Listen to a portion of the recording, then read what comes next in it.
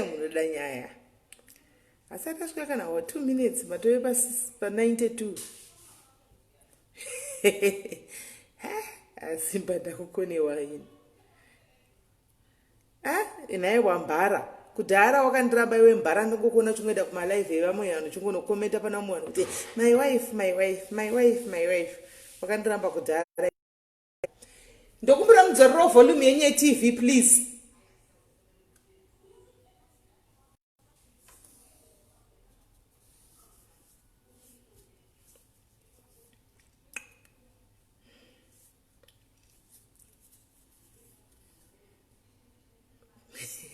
Hanzi ndamanya ukoma kusoda kusarira. Munondipedza mavheki, munondipedza vanhu imi. Yes, nakadula. Yes, nakadula. Okay, guys, you know what to do, right? Take others. You know what to do, take others. The moment that you go 350, and then we start. Nasi ndauya nematisha angu ekupukuta musodzi paipa ndandotambura kuti ndopukuta musodzi nei paya. Nasi ndine matisha angu mudhuze ekupukutisa musodzi kana zvaipa. Ndatora ndikati matisha angu agare padhuze. Anoona ndikati powerade yangu padhuze kuita kuti energy zvodiwa. Andimoona. Right.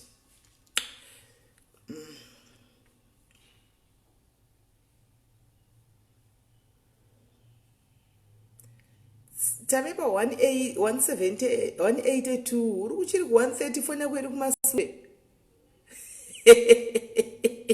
Adzi magrapes amatora here. Wakutoziva kuti ndofarira kudya magrapes.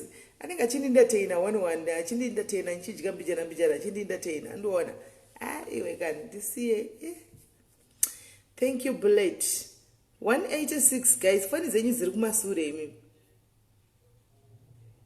Hanzi please sit Duma Mwasiri vase story. Ndua nenga akatanga iwayo. Ndua nenga akatanga. Saka tinotanga nezvakatanga. Acha uya Mwasiri vase story. Tinotanga nezvatanga. Atingoti yauya ito vatamaina chakatanga ondo chakatanga. Saka anga she has been in the queue for my days aside. Saka I had to give her that opportunity. Hanzi clean your camera. Muda kuona ini here kana kuti muda kunzwa nyaya. Right one.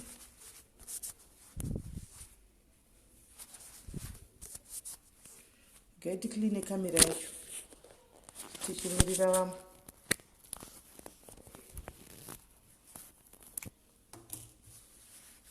Aiwa nhasi ndiri mustudy. Hakuna noise. Nhasi ndapinda mustudy yavo ndikati mapedza kuverenga. Nhasi ndotoitira muno mustudy nhasi.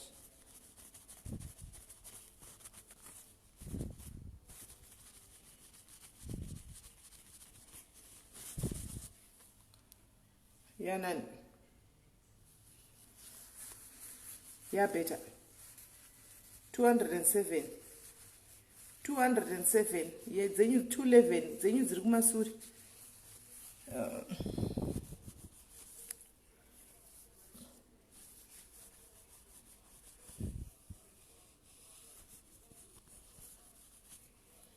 Right. Ndati mustudy mawe momo ndoma ndoitira life. Kunondoma ndenda kuitira ma life. No more kuchaenda kuma room. Echinzwa kuti tandichitigwa noise. Sure, azvibudi. Zvanani? Kune vada kundoona. 226 ya achindi yarunyatsoona. 230. Isisi tichiri pa 230. 220, 231. Right. Let's say vamwe guys, let's say vamwe. Let's say vamwe.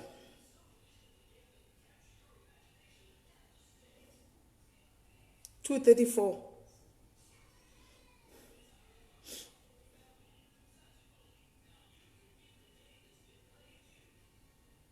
$245.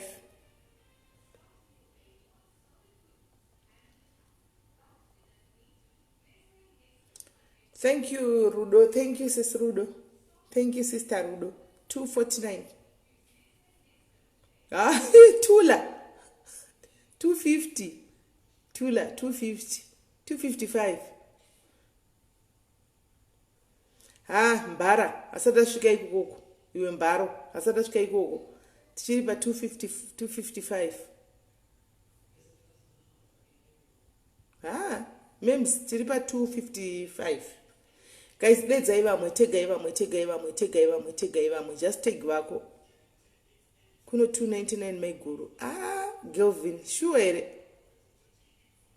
hanzi muzimba here ari kuya kuzotaura nyaya yake isho neshona one.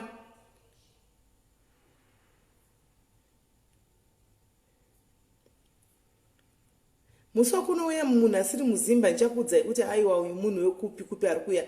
Tinoda kumbotanga nezvemucommunity medu, zvinhu zvemucommunity medu, kuti muzive zviri kuitika mucommunity medu before sati tafachukira kuenda kune vamwe macommunities kune dzimwe nyika.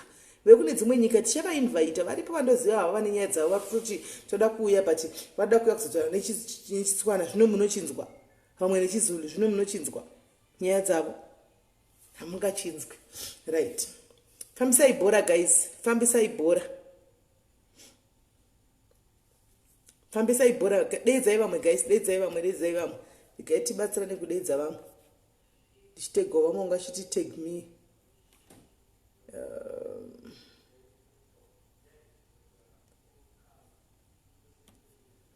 Right.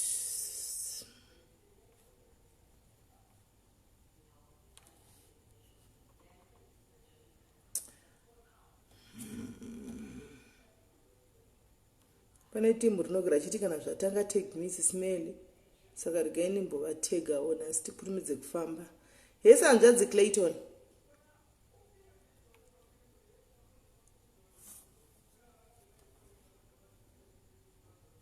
Right, 305.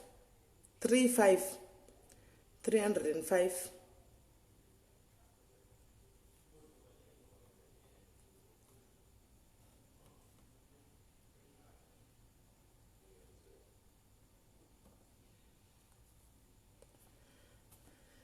Three, 5.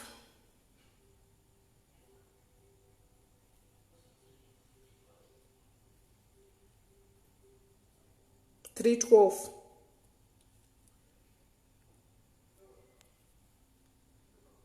Tiri kufamba guys, tiri kuenda. And 318.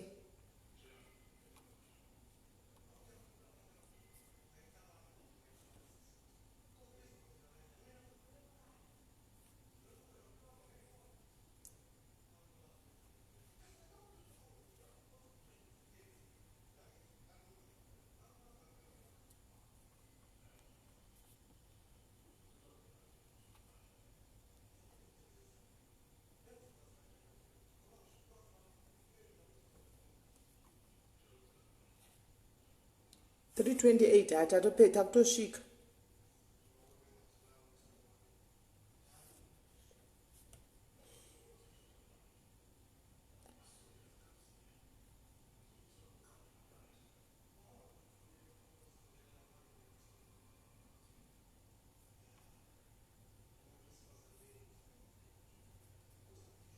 $339, $340.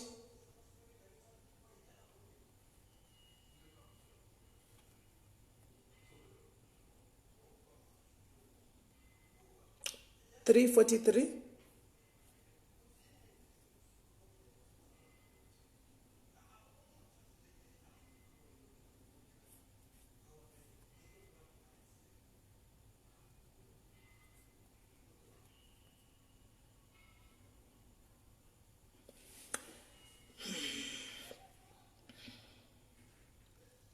Dedzai vamwe guys, dedzai vamwe, dedzai vamwe. Tatosvika one.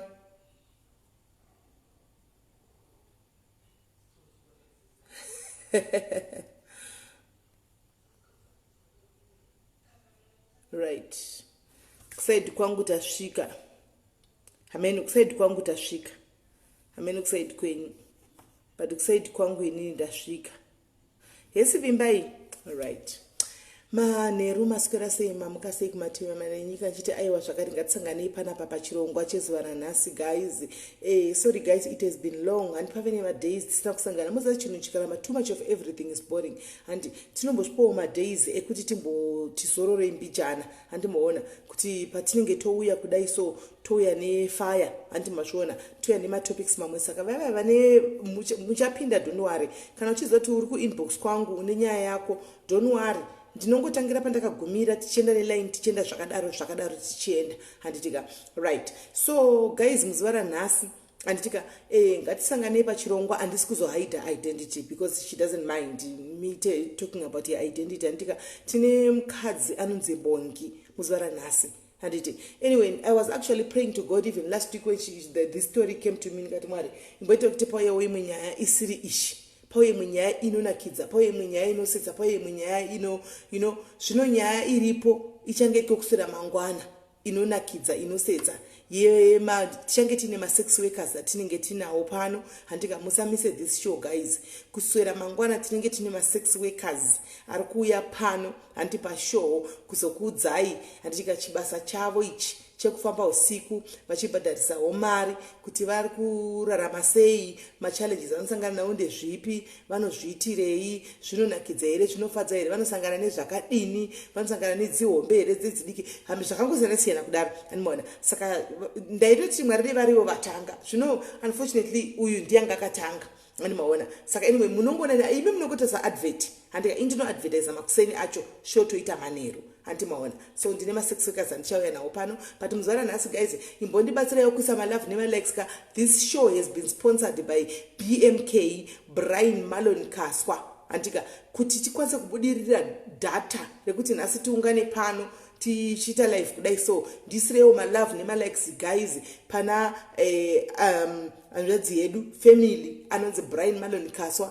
and he has made it possible and kuti tinge tiri pano palive muzuva ranhasi tichikwanisa kuita live. So zvamunogozwa kuti kuno kuAfrica data rinoti dhurei, hatina masponsor isu guys, tinozviitira handimaona. So if you don't sponsor guys then sometimes tinenge tine nyaya vanhu vanenge vachida kuya nenyaya dzavo but because unenge wakasungika nawo usinawo mari yekutenga data unopedzisira usingasakwanisi kuya palive. So ndisirewo malove nemalikes for Brian Malon Kaswa. Thank you very much brother, thank you and may God keep on blessing you pamakatapudza paya pawedzerwe handitika. Zvakare nevanodawo zvakare kuti aiwa indoda kuisawo data, you are welcome as well handika. Toitawo timoisawo futi data tichingodaro kuti mashows edanakidza. Hatina masponsors guys, hatina. We are hoping very soon kuti tichaitawo masponsors evanhu vanotisponsawo kuti zvinhu zvedu zvifambe handimaona. But for now hatina, tikushandisa our own resources, our own datas, our own everything handimaona. Ndosaka muchiona titakatogara muchikona titori mustadi mevana ndomatinenge tiri. So guys, musikana wati mukadzi watinei nhasi Bongi handika, nyaya yake inoti she was at the age of 12 right, ane makore 12 mwana mudiki guys. I think 12 kuZimbabwe mwana yanenge achita grade 7 handitika grade 7 12 years akapiwa kumurume ane 47 years handiti same marriage kunzi aende kunoroorwa handimaona. So kumwe kumberi kuina angu achakwanisa kutsanangura guys, zvoda kuti mhuri dzavo yachizvitsanangurira ega nyaya yake handika. But it's a very sad story. Idzi nyaya idzi guys ka ndoda kuti muzive tichiita malive akadai and let it be a wake up call to all of us handika, even my parents. Hati delete malive anotoenda kuYouTube handika. Let it be a wake up call kuma parents ari kufunga kuti zviri mufashion kana ari kufunga kuti zvechechi tikuchita zvechipostori situpa vana vedu kumadhara handimaona. tiri kudi vazonzwa madangers nengozi dzinosangana nevana handika vavanenge vaendesa kumadhara akafanana neiwaya handika. Gone are the days zva19 gwechanembe zvotinotora mwana chitanzi ini chinamato changu chinoti ndinopa mwana ne5 years kana 10 years kumurume asati atombozva chinonzi murume wacho woti kwa ndikunopa kumurume because chitendero handiti maona. Gone are those days atichararama munguva yagwechanembe yananjingwechanembe tiri kurarama munguva yaiko zvino. This is 2020 and things have changed. If we don't share our stories guys, if you don't come here with your story and share your story to somebody else handika unongofa nayo ende uchagara uine bundu and you never heal handi. Varungu vanoti hanzizvo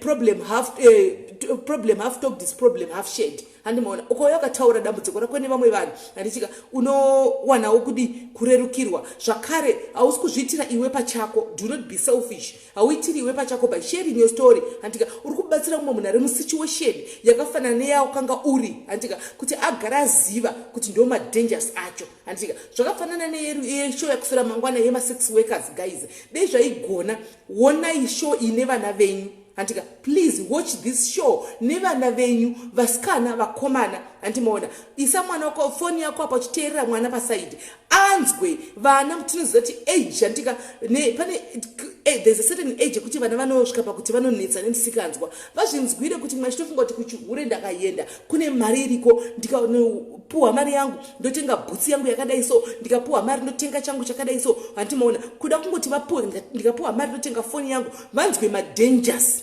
Handimaona ezvinhu zviri kuitika mumarodhum.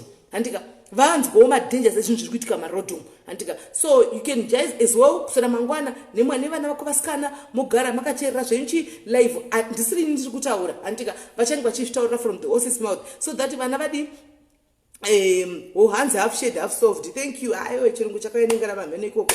Handimaona so that vana vaite sei vana vakwanise kubatsirikana because we have so many kids who are loitering in the streets right now. Handika for the purpose of prostitution nenyaya yekuti ari kutsvaga chifoni kutengerwa foni ari kutsvaga kutengerwa airtime. Handika so these are educational topics, these are educational lives that tinenge tichiita right. Tirege kundaramba tichitaurisa handichika hanzi just need a TV show. Tinowana kupiko TV show isu tiri kunoko South Africa kunoko TV show dzinowanikwa nevanhu vanenge vari paground kuZimbabwe. Isati wane ma TV show sha tinongodai kana vazoti spotawo vakazotionawo vakatidedzawo kuti potai muchiuya muchita mashows kuZimbabwe kana kuti kupi tinozoenda asi for now tinongoita mashows edu tiri pano. Handika and congratulations to my titi. I saw kuti she's now also having a show yakafanana neinoyi yaachanga achita ichistreama kuZBC. Handimaona so congratulations to her. Chiti your journey yawatanga ienderere mberi zvibudirire. Handiti maona ndo zvacho tatooneko ne competition. Handimaona zvinonakidza tite competition because you up your game. Right, you up your game, you bring topics dzinenge dzine more fire dzisina umwe wako. Handimaona kuti zvinhu zvinyatsonakidza. Handiti maona right.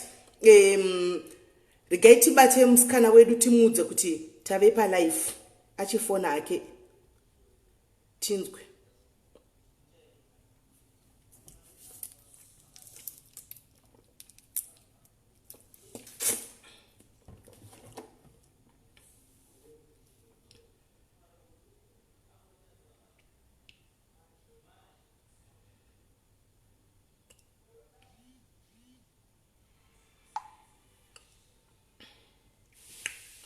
Right. Tamsendera message kuti achifona.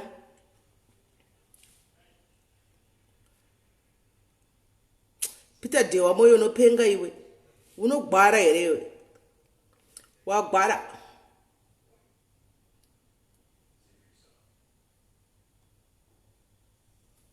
Because ndataura nezvachiti yo ndiri kufila kuti ndichaita breakdown ndikati hauna breakdown yaunoita.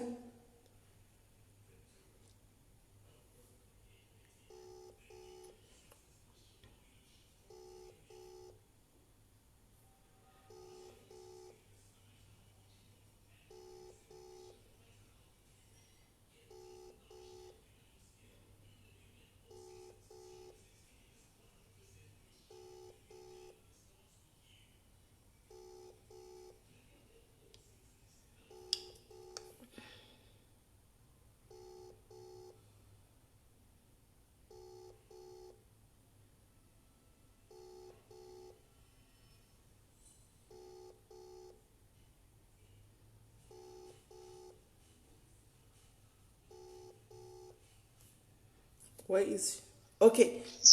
Tamirira, can you call back? Ukafona back iwawe phone yako inoita volume iri nani? Tamirira.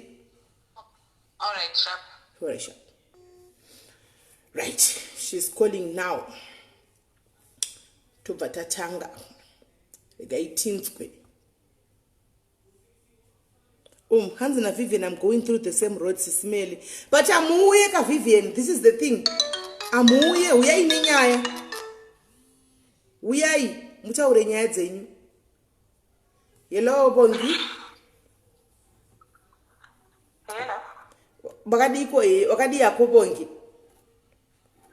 Sis Melly ndiri Bongi rize. Tiripo ende zviri kunakidza tikunyatso kukunzwa loud and clear zvakanakisa. Tinokugamuchira pachirongwa chezuva ranhasi Bongi.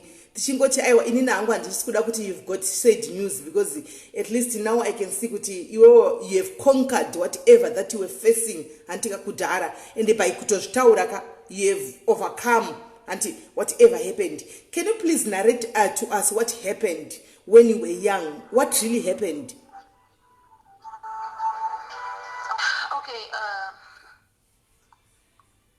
Okay, Sis Melly, zvakaitika ndezvekuti inini I was born in a family of 7.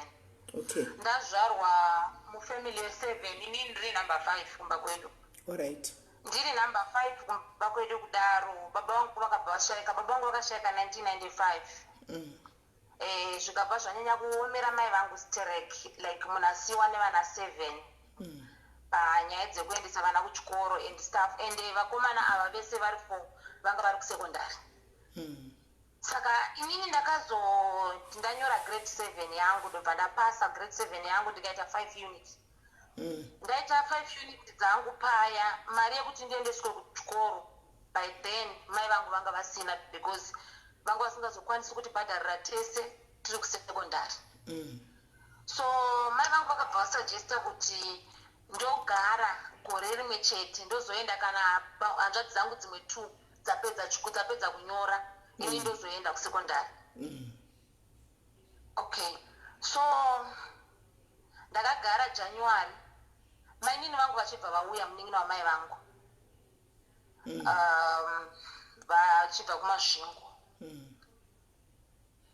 ndokusvika paya zvikanzi sisi mungagara nemwana akapasa kudai so kuti zviite sei. Mai vangu vakati nekuomerwa kwandakaita upenyu kutoti vadye ndoenda kumaricho kuti zvinhu zvidai so ndinostragula kuti vana vararame saka achaenda ake gore rinouya kana vamwe vadi vapedza chikoro. Mai vangu vakati aiwa zviti mwana akapasa ndipe ndiende naye kupi ndinomuendesa kuchikoro.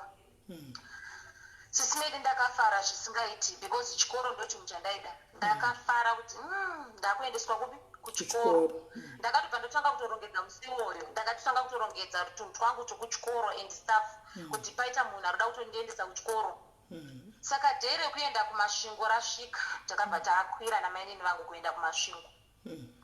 Tasvika kumasvingo kuya ndikarara makuseni ndikatomuka zvekutofarira zvekuti at least nhasi ndikunotsvagirwa nzvimbo ndototanga kuenda kuchikoro.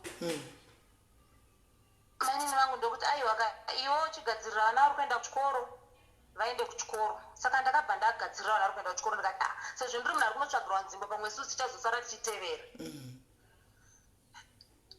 Vana vechikoro vaenda kuchikoro zvikanzi handi yekugadheni. Taenda kugadheni kuyekeyo unoziva kuna namasvingo kune magadheni emacooperative and stuff. Takabva taenda kugadheni. Tasvika kugadheni kuyekeyo ndinzwe nyaya dzacho dziri kutaurwa zvikanzi gadheni repanapa rinodiridzwa Monday, Chitatu neFriday. Hazi maschool days here ari kutaurwa ko madays aya asiriwa ndendifanirwa kunge ndiri kuchikoro. Asi kuti ndichibvunza manje unobva kutotanga kutoona situation kuti panapa kakwandauya kunokuka kusina zvemafanisi. Because munhu anobva atotanga kutochinja akutokuratidza kutoita like handisiri ndakabva newe situation yakabva yatotanga kutotichinjira zvokuti kuti ndinyore tsamba handizivi kuno kuti ndiite sei kuti mai vangu vazvizive kuti ndatosvika ndatopiwa gadheni. Saka takabva tadiridza gadheni riyere ndobva tadzokera kumba andakabva tatoona kuti upenyu panapa unenge watochinja but nenyaya yekuti ndanga ndiri mudiki semunhu anga achangonyora grade 7 ka pfungwa dzedu dzisinganyatsodhonzi zvakanaka ndenge ndanga ndisati ndakura. Saka ndakagara ndatoye musikana webasa paya ndinda kutomukira vana vechikoro ndinda kutobikira vana vechikoro ndakunodedza gadheni like mabasa ese maduties ese epamba. Kwaiwo kuti uchabvunzawo kuti kuchikoro ndikuenda rini? Ndati ndanga ndakugara nemhuka like munhu anga achinja atondichinjira zvokuti chero kuseka ndokunga ndakagumisira kuseka ndiri mubhasi. Alright. Apa ndatoye mune rimwe jere zvokuti ndakashuva ndiye munhu anga ari friendly kumba kwedu uyu achiita sei like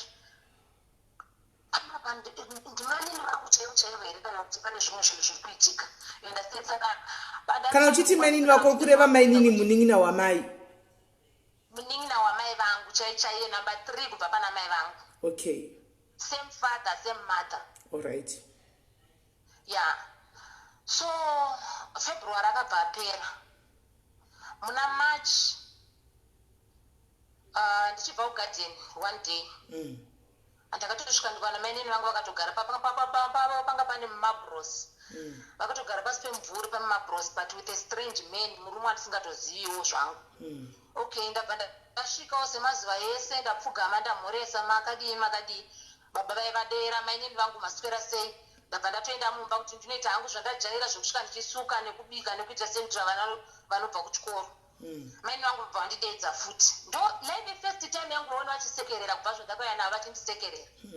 Saka ndangu like ndiko zvino ndopanda kuti kuda vaida kupretenda havo kuna baba vai but time iyoyo hazvinambouya mupfungwa dzangu kuti vari kupretenda kana kuti kudii because I was young.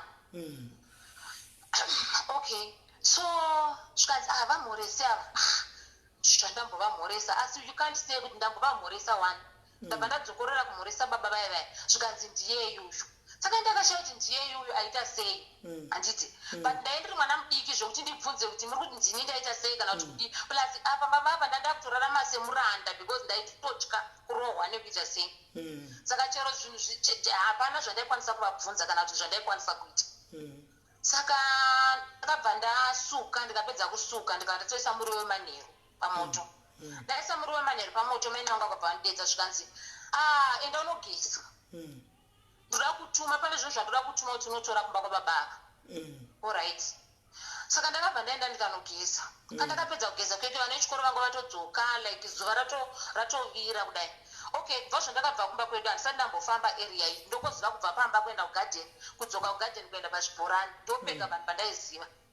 Saka baba vandizivi kwavanogara ndiri kunzi ndinotora zvinhu kumba kwavo. Alright. Ndakabva ndanogeza ndikabva ndadzoka.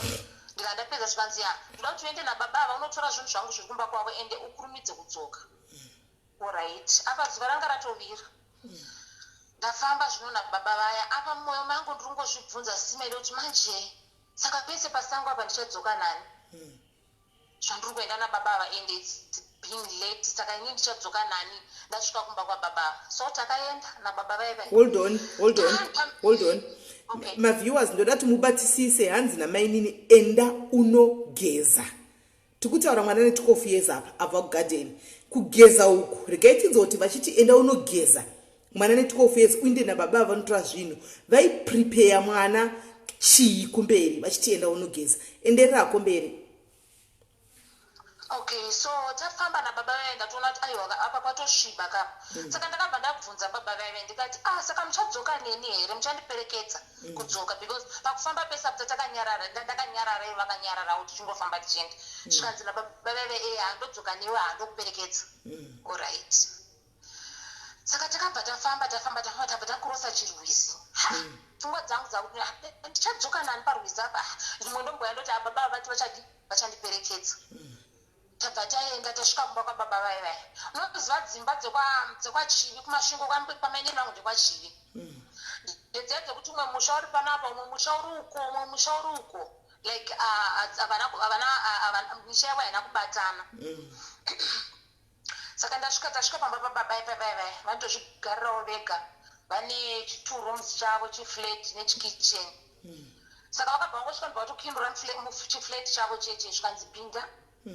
Alright, semwana mudiki atumwa handingati kati ndikupinda ende plus pfungwa dzangu hadzisi kutombofungira zvese zvokuti pamwe pane zviri kuda kuitika kana kuti pane zvichaita sei. So ndakabva ndapinda mba memwe. Saka pandakangopinda mba memwe baba vakabva vavhara dhoo. Alright, ndagara pachibhenji chimwe changa chirimo so chemapuranga. Baba vaye vavhara dhoo ndobva vaproceda vakabva vaenda kubedroom yavo chachiri chi2 rooms chine chibedroom nechidining. Vatodzoka mubedroom mavo meme baba vaya vasina kupfeka. Alright. Saka baba vazvo vasina kupfeka. Saka ndakabva ndatanga kutya ndobva ndasimuka. Saka pandakasimuka vakabva vatodona like pamwe ndichascreama or pane zvandichaita. Baba vaive nemakore mangani? This man was 47. And iwe wave ne 12. I was 12. ndaizotena 13 gore iroro. Alright. Ndaizotena 13 gore iroro. Baba vai vakabva kuita kundibvuta zvezvo zvichisimba nditi kasi ndiri mwana mudiki kaini saka chero vaida kundita bhora vaigona kundita bhora. So he lifted me ndobva vandisumudza vakabva vandipotsera muchimba mavo mubedroom pamubhedha. Ndokurwa kurwisana neni chero chinzi une simba rakaita sei mwana ane 12 years aungambobvisa nababa vakuru vane 47 years hapana zvaunombokwanisa kuvaita. So baba vaendobva vandirwisa ndarwisana navo ndobva vandikumura hembe. So pandakada kuscreama ndobva vakumura socks ravo ravanga vakapfeka ndobva varindonyera muromo. Ndobva vaita havo zvavaida kuita. Apa wangori mwana mudiki tongoti iwe still a virgin handiti usingazivi murume. Ndangasa ndaenda kana kumaperiod ndakaenda ndakutogara nemurume. Saka havana kukuvadza. It's obvious vakandikuvadza Simeli because munhu uyu ane freedom yekuita zvaanoda haana kuzviita ka1 kurati usiku hwese ndakarara mumba kwababa vachingoti pavanzwira kuda mukadzi vomuka vorara neni. Handiti pavanzwira kuda mukadzi vomuka vorara neni. Kusvikira ndakuvara ndatsemuka but semunhu pasina kugara kuti hama iriko kana kuti mai variko unoudzana. Hapana. Kwaedza makuseni neshungu dzekuti mainini vangu vaivai. Ndakabva ndamuka ndikabva ndapfeka ndikabva ndakafamba ndichirwadziwa ropa richiri kubuda. So apa ndine mwoyo wekuti mainini vangu pavachandiona baba zvavachavaita ende mainini vangu vachauya neni vagopengera babava vagoita sei like ndaitovewo neconfidence idzo dzokuti ndiye munhu anofanirwa kundiprotecta ndiende ndidzokere ndiende kumba. Saka ndakafamba ndakusvika kumba like ndaona kuti akumba pamainini vangu ndakandatanga kuchema zvekukwidza mbere zvezvi kuti unoziva zvinongoitika kana munhu waona like pamba penyu kana toona hama navo. So ndatanga kuridza mbere paipai ndakatanga kuridza mbere zvitatisa makumba angu because anga ane ropa like as a sign yekusaendera mainini vangu kuti ona iwo zvakaitika pandiri. Vakabva vakandamutsvaira wavo pasi ndobva vabata mushungono zvikanzi wavatepi ndavatepi apa ndiri kuchema neshungu handisi kukwanisa kana kutaura vachibva vatema shamu yemumapusi. Mainini vangu vakandorova vakandiperekedza bheki kumba kwababa vaivai. Zvikanzi ati iwo wadhisaidha kuti wakura wakugona kuvata nevarume iwo wakura kugara panapa. Alright, ndadhisaidha kuti ndakura ndakugona kuvata nevarume. Iwewe wakutogara panapa anofamba ndipo wakutogara. Ndokuti kutanga kwandakaita kugara kumba kwamababa ere because kuti ndanga ndisina kana option yekuti kumba kwedu kwacho ndodzokera sei. Handikwanisi kudzokera kumba kwedu, handikwanisi kutiza, hapana zvandokwanisa kuita. Apa plus pfungwa chati chaidzoka dzisati dzakushanda kuti ufunge kuti regedza nditize kana regedza kutidai. So I wasn't thinking about that. So ndakabva ndatanga kugara kumba kwababa vaivai. After 2 weeks mainini vangu vakabva vauya kwababa vaivai zvikanzi imimi manje zvamakuita manje maakuchitengesa mombe. Matengesa mombe mobva matuma munhu oenda kumba kwano kwaSisi onoroora mwana uyu. Okay, so as I said kuti pakafa baba vangu mai vangu vadzokera kumba kwavo nesu handiti. Saka taigara kumba kwana sekuru vangu by then. So pakatengeswa mombe iyeye vanhu vai vakabva vaenda kumba kuye kwana sekuru kuye kunoroora kuzoroora mwana wenyu. Hanzi namai vangu ndakazama by all means kuti kuroora mwana upi because mwana uyu achiri mwana mudiki 12 years anoroorwa ticha anoroorwa but unoziva kuti mai vangu semunhu anga akadzoka kumurume asinawo chaanacho vachitotambura vachiita sei vanga vasina sei. Vana sekuru vangu vakatora mari vakazvidyira. Vakatora mari vakadya mwana aroorwa. So ndakabva ndagara kumba kwekwe. Okay, many vangu zvakabva zvavanakirawo murume uya vavapawo munhu futi. Okay, fine. Ndagara ndabva ndaita nhumbu ndazoenda kumaperiod ndaita zvese izvi ndakazviitira ikoko kumba kwababa veve. So ndabva ndaita nhumbu paipai ndaita nhumbu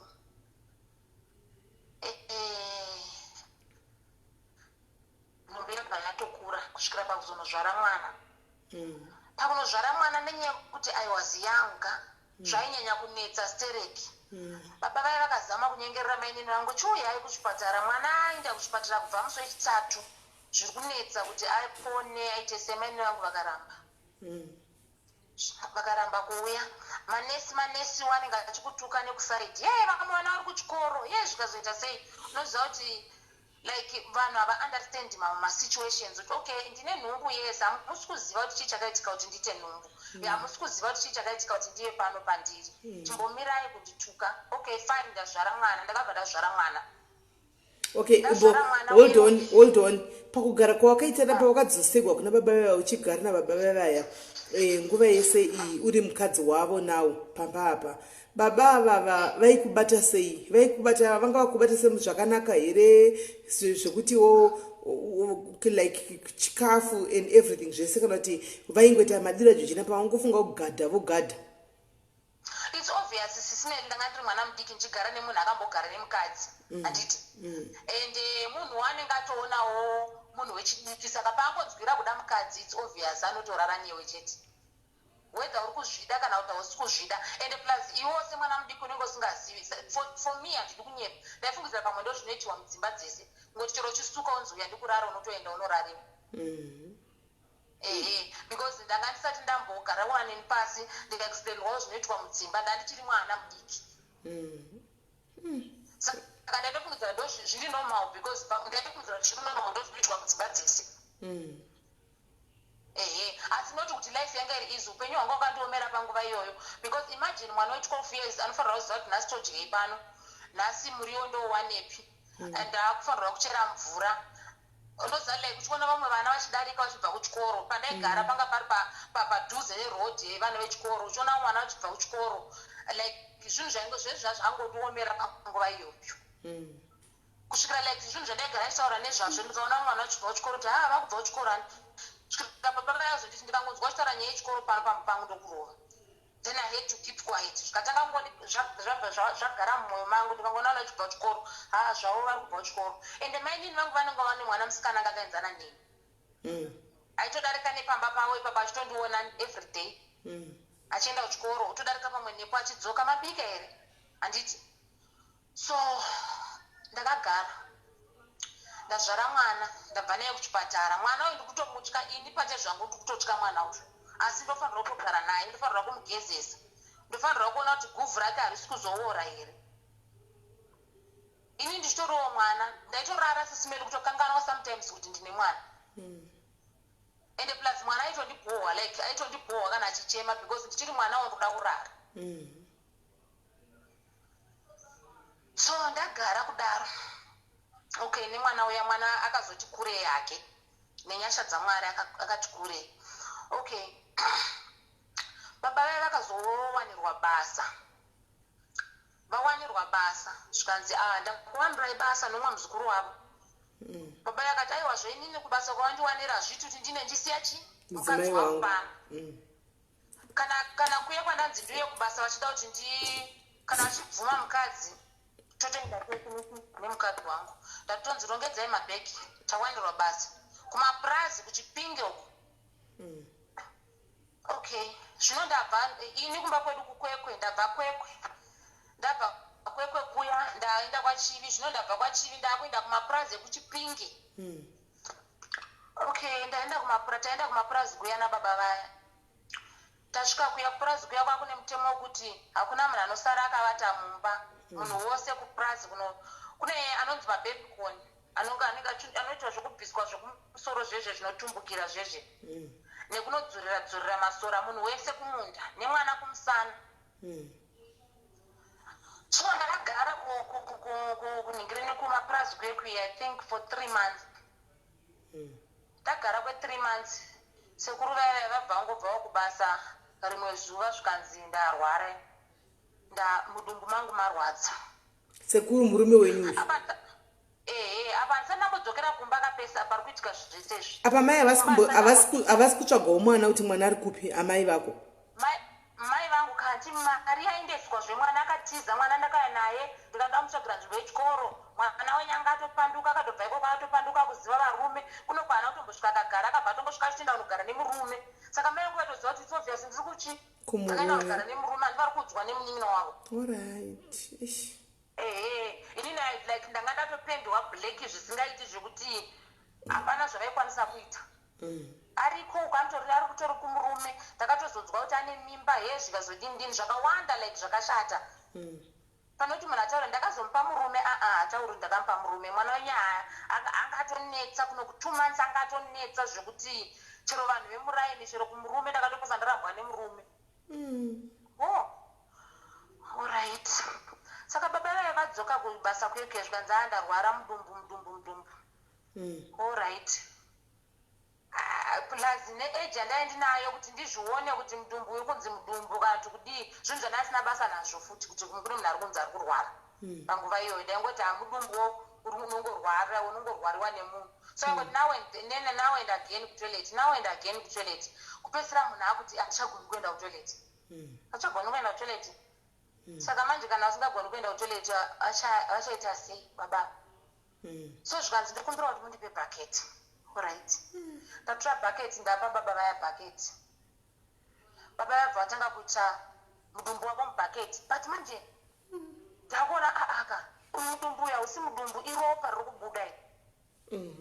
Alright, but kuti zvindivhundutse kana kuti kudika neage yacho ka hazvinangobvera zvandipa stress panguva iyo. Ndangoti ameno. Saka takabva tarara mwana kumadziro semarara aitaingoita everyday mwana kumadziro inini pakati baba ava kumapeto. Saka takarara around pakati peusiku nyika yese yakati zii takanzwa mafemero aya ari kuitwa munhu uyu ka handisi kuziva kuti ari kufema sei. So ndakabva ndamuka ndobva ndabatidza light noona munhu akashama muromo akavhura maziso like zvatinenge tingoita zvezve tichingotamba munhu kana akufa ndozvaanoita munhu kana akufa ndozvaanoita handiti. Saka takavada ini ndakambonzwa mai yangu achiti kana munhu akavhura maziso akuda kufa unomuvhara maziso omuvhara muromo. So ndobva ndavhara hangu maziso kaya nemuromo ndobva ndatodzokera mumagumbeze kunorara. Ndobva tatozvirarira nemwana wangu nechitunha chedu kusvikira kwaedza makuseni. Munhu atofa? Atofa munhu uyu. Tabva tarara. So nekuva mwana mudiki ka hope dzakaita nezvoshaonyatsouya ndikatozvirarira kusvikira kwatoedza.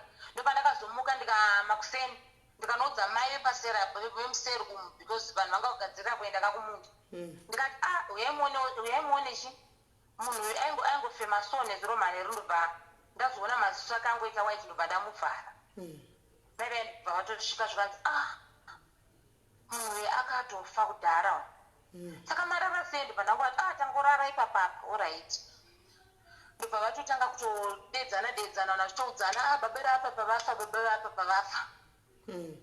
Ndobva tazoenda kuofisi kwacho kwekwe ndobva tanopiwa kofi nezvinhu zvese zvokunzi munhu aende kunochengetwa. Alright.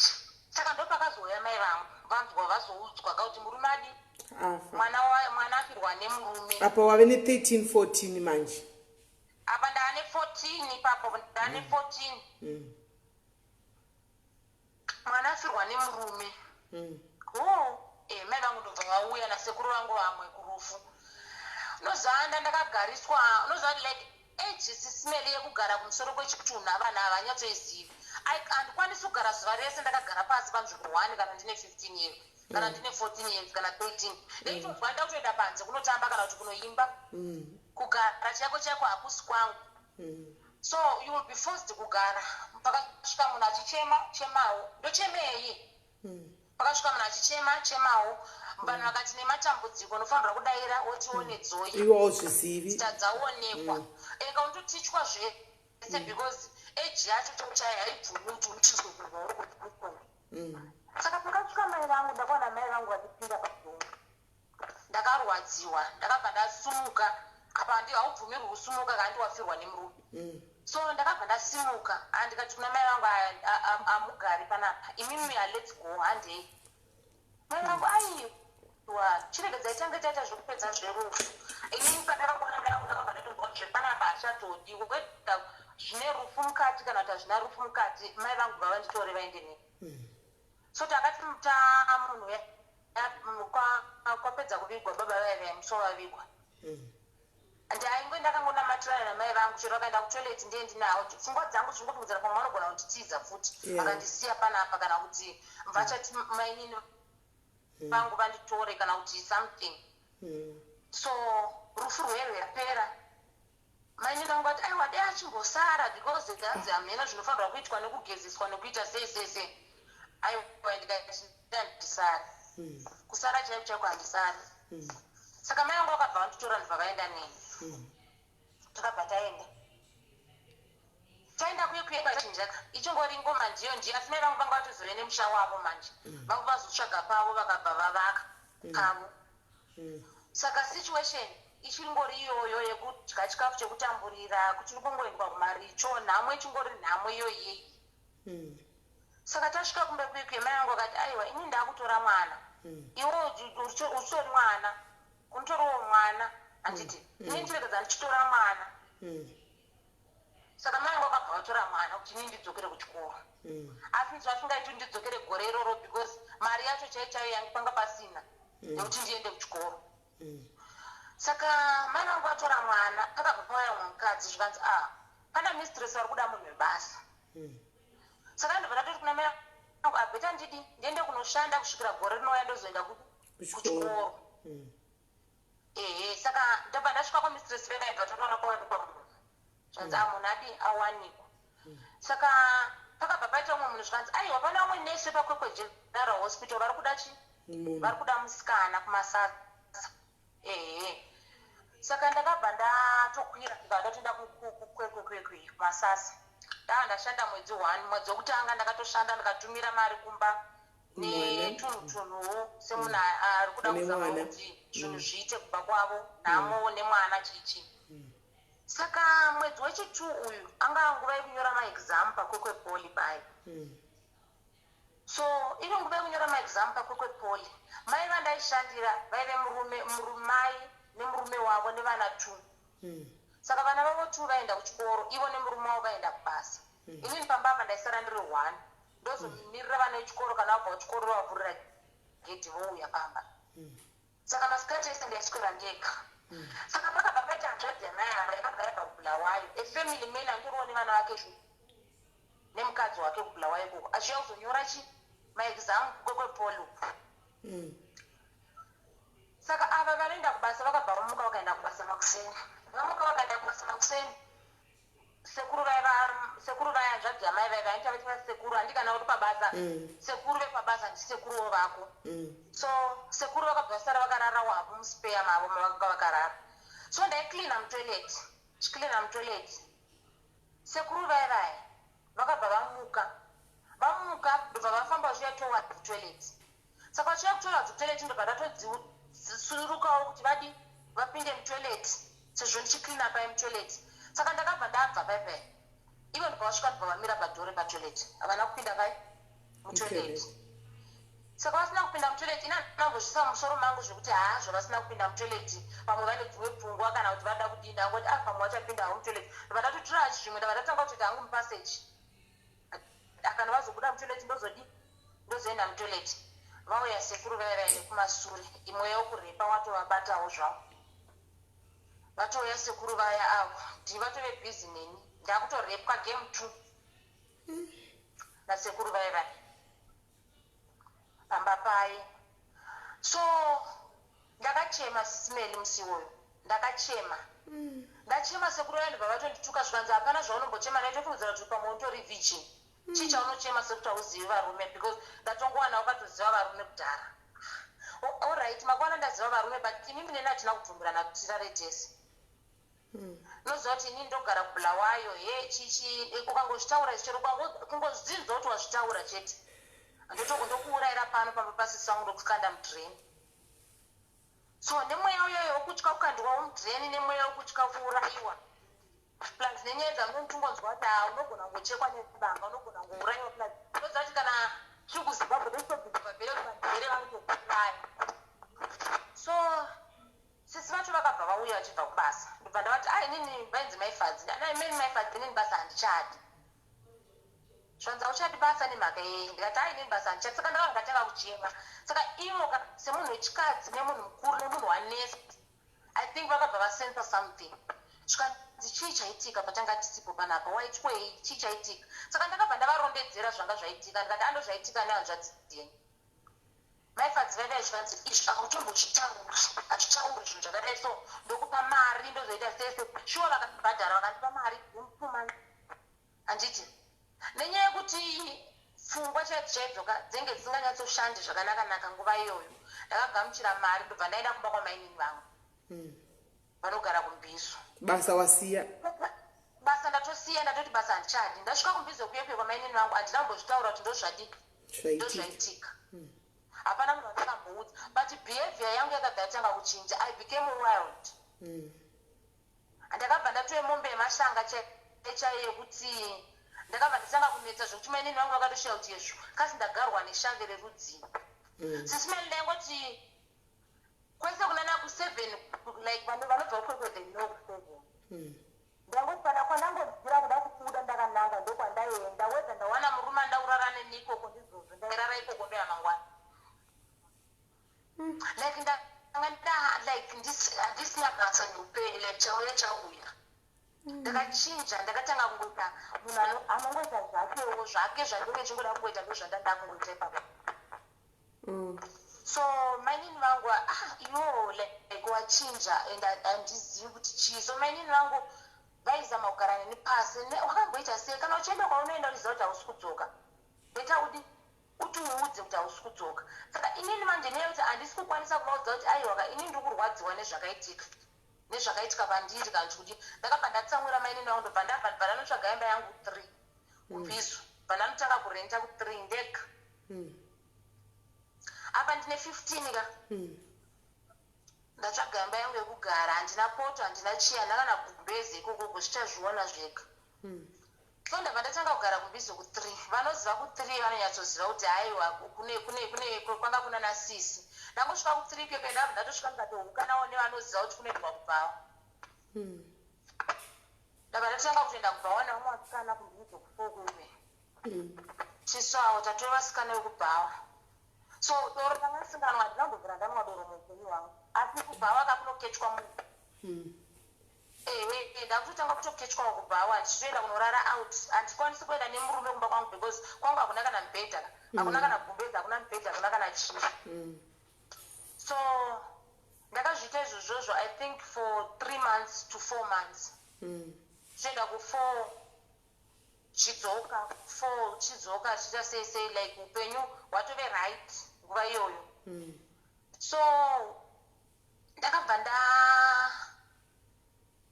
one day ndakangogara kudai so ini upenyu hwandiri kurarama hwekuenda kubhawa nekuita sei inini handichaudira usiwo upenyu hwandiri kuda hwandoda chezvo upenyu so ndakabva ndatenga mapirits manorulon akudhara emalaria ndobva ndamwa mapirits saka ndakabva ndamwa mapirits because like I wanted to kill myself regedza ndingofa zviperi so ndamwa mapirits handina kufa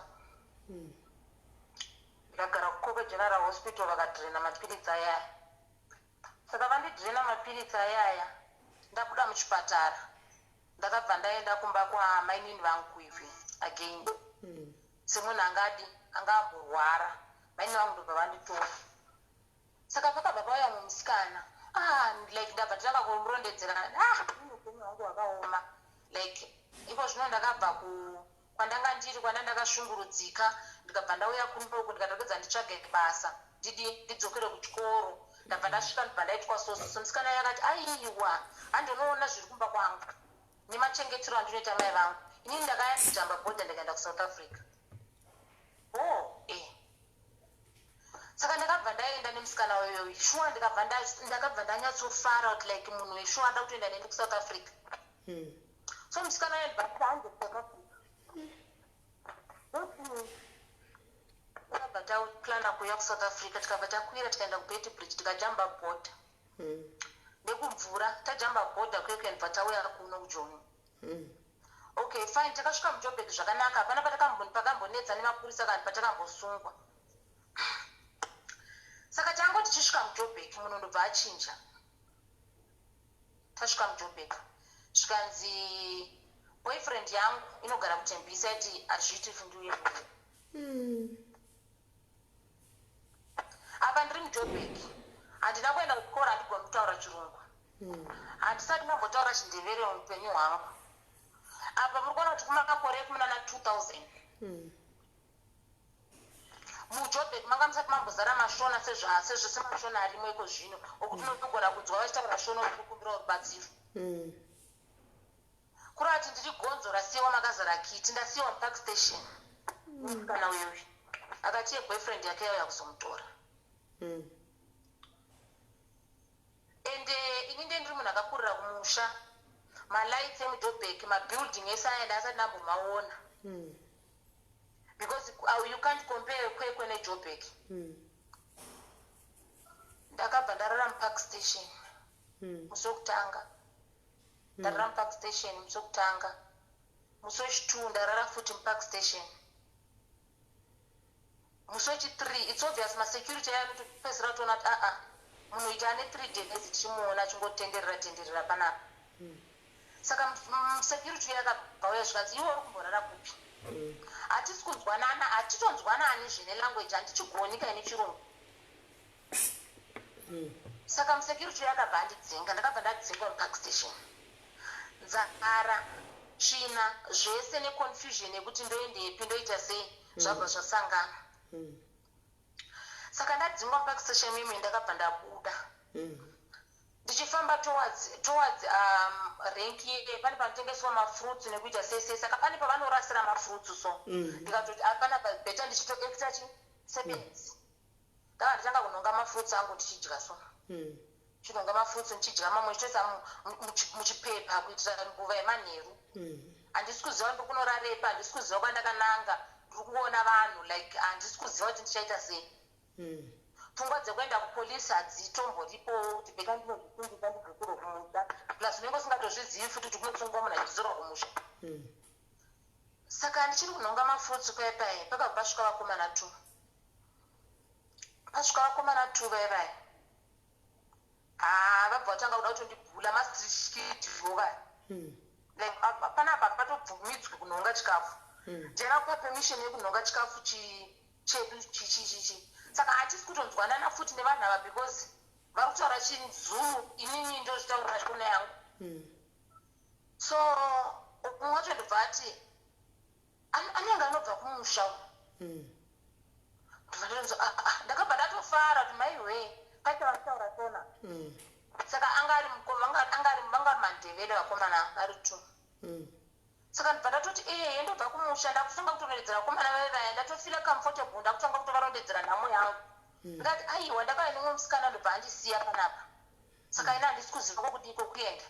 Vakomana vaita vatononga chikafu neni zvikanzi handi ndatojoina kamastreet kid, ndatouya rimwewo street kid. Saka tabva tasvika kuye uye angataura neni chishona zvikanzi hakuna munhu panapa hapana munhu unotaura naye, hautauri nemunhu, iwewo kubva nhasi watove mukadzi wangu. Alright, ndatove mukadzi wake murume mufesi uyoyo, taakutogara tese kubridge ikoko kusango. Anga akura zvakaita sei? Anga ari mukomana wechikuru mbichana, I think anga ari kuma 22 or 23 ikoko. Alright, saka mukomana uyoyo ndakabva ndatanga kutogara naye mukoko kubridge muJoburg. Alright, makuseni tomuka tonotenderera tichikumbira tichinonga chikafu mumabhini tichiita sei. I did that for the whole year muJoburg. Saka one day takabva tachinjwa takabva tadzingwa kusaidi kwataigara. Saka waishandisa contraceptive here pese pawaigara nemukomana muJoburg? Nai Sis Melly, shuwa mungabvunza zvinhu zvakadaro. Inobva kupi? Aiwa, ndikubvunzira kuti mimba ichipira haina kubata. Aiwa, haina kubata, haina hayo. All right. Aiwa, mimba hayo haina kubata. All right. So takabva tadzingwa kwataigara kwekwe. Saka tadzingwa kwataigara takabva taenda kuna N3. Unoona kuna N3 kune park. Padhuze paGP police station pamusoro pane park iri ipapo. Saka takabva tasvika patakemba mupaki mimwe ndo matabva tatanga kugara paki mimwe. Saka tatanga kugara mupaki mimwe ini ndingori nemukomana uyoyo nevamwewo matikiri ndakatowanda wanda. But zvinhu zviri kuitika dai zvazvisi zvinhu zviri mandira, handisi kutokufanira but handisi kuziva kuti ndoita sei. Kumba kwacho ndodzokera sei. Alright. So unoziva kuti muJoburg unogona kungoti omwe musi wonzwawo munhu achitaura shona, unoziva kuda kuzama kuaprocha mushona wekumba kwenyu, vanhu havakubatsiri because une tsvina, bvudzi rako ratoita zvimwewo, vatofunga kuti tatoda kutobirwa panapa nembavha kana kuti something. So hakuna kana munhu wani anokuentertain, hakuna kana munhu wani anoda kukubetsera. Unenge uri hausi kugeza, hauna hembe dzekuchinja, zvauri zvacho hazvitoiti kuti uaproche vanhu. Yo kana vanhu vakakutarisa nenge vachokwana sekuti hamheno kumuka or something. So one day takarara mupaki mumwe pakabva pauya vamwe vakomana 3. Pauya vamwe vakomana 3 paipai ndobva vasvika ndobva vatanga kuda ndobva vatosvika ndobva vatanga kurwisa uyu mukomana wandakarara naye uyu. Saka vachirwisa mukomana uyoyo mwakabva abudisa banga ndobva amubaya nebanga. Saka ambaya nebanga mukomana uyoyo ndobva atofira, akabva atofira ipapo. Kuda kuzama kumubetsera like takabva tatodzwa one time kuti newe ndogona kutokubaya futi nebanga. Saka waona kuti munhu ari next person abayiwa nebanga, iwewe uri kunzi usamubate kana kuti usaite sei, hapana zvaunokwanisa kuita. Zvinotangomira wakabata mapumbezi waye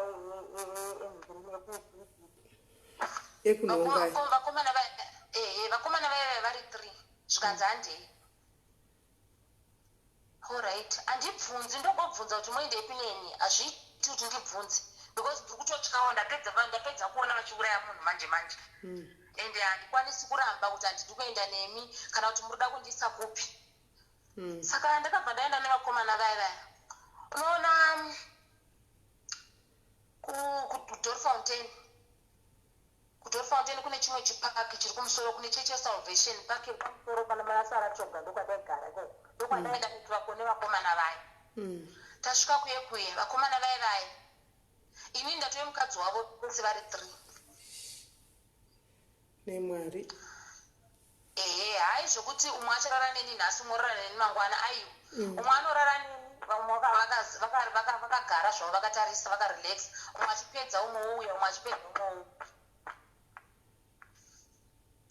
So ndakagara nevakomana vaivaye, handisabvumiri kana kuenda kunotsvaga chikafu, inini handiende kunotsvaga chikafu, ivo ndovanonotsvaga chikafu vachiuya nacho.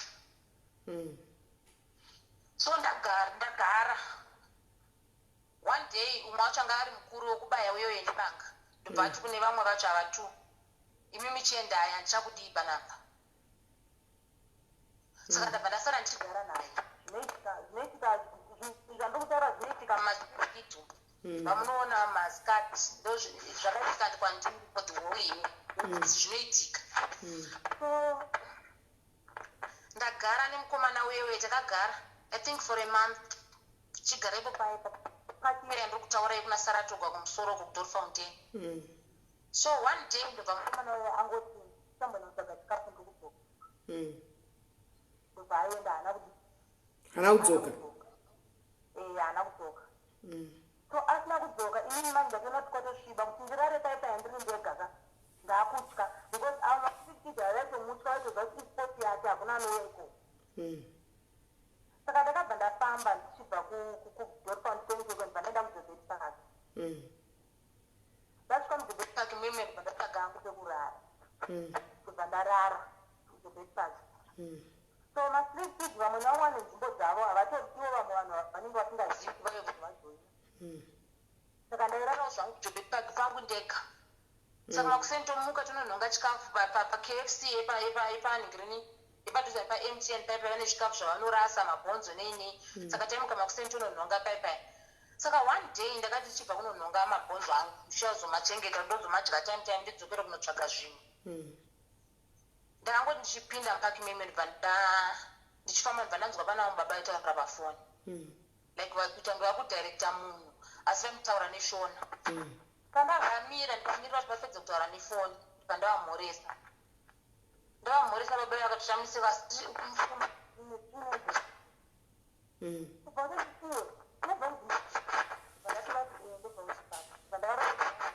ndakauya nomwe musikana ndibva ndisiya mupark station saka ndakabva ndashaya kokuenda nini ndibva kutonibvunza zvikanzi nemakore mangani ndibva ndati ndine 16 ane 16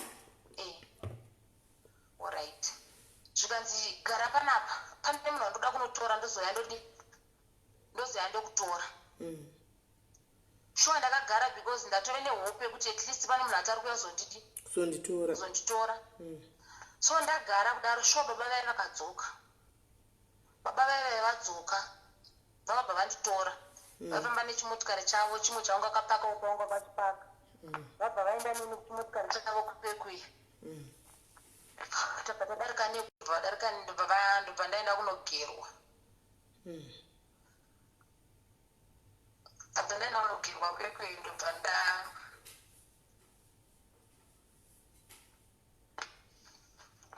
ndaenda navo kumba kwavo kwavaigara vaigara kwaanichu imbonowa mvura chimbonowa mvura une mvura padhuze imbonowa wako mvura. Let's take a short break. Umbonowa mvura mbichana.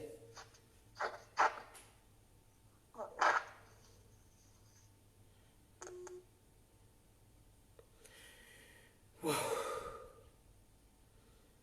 Guys, andimazvona kuti we are quick to judge vanhu tisingazivi zvanenge vapinda asangana nazvo. Ndatoona she was on the verge of breaking down. Ndosaka ndati ngambonwa mvura. Mazviona kuti anga atosvika pavheji yekuti she wanted to break down.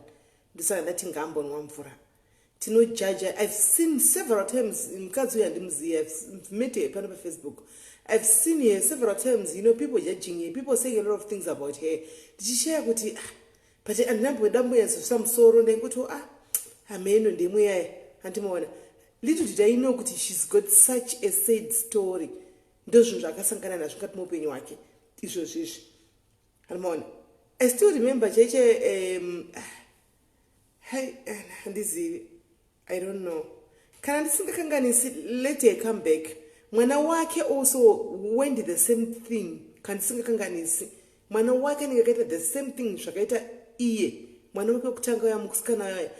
Kandisingakanganisa ningakambonifonera long time ago achitaura asiniti nyaya yake, nyaya yemwana wake. Kuti ndanetseka nemwana wangu zvakadai but iye akataura kuti ndine yangu nyaya but haana kungandiudza. Ndokutotanga kuinzwa pano. Hanoona. But regai auye tinzwe guys, if possible tati at the end of this show tikwanise kubatsira mukadzi uyu guys. Handiti tikwanise kubatsira mukadzi uyu guys vanokwanisa kubatsira mukadzi uyu guys. Blessed is the hand that gives and the hand that receives. This is the time yekuti mubatsira on something chaunenge uinacho so that she can start a better life, so that she can feel the comfort zone.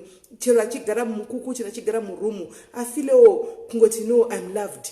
Because I think upenyu wake hweseka haana mbofila chinhu chinonzi love, haana mbofera akasangana nechinhu chinonzi love, haatochizivi kuti chinonzi love chi.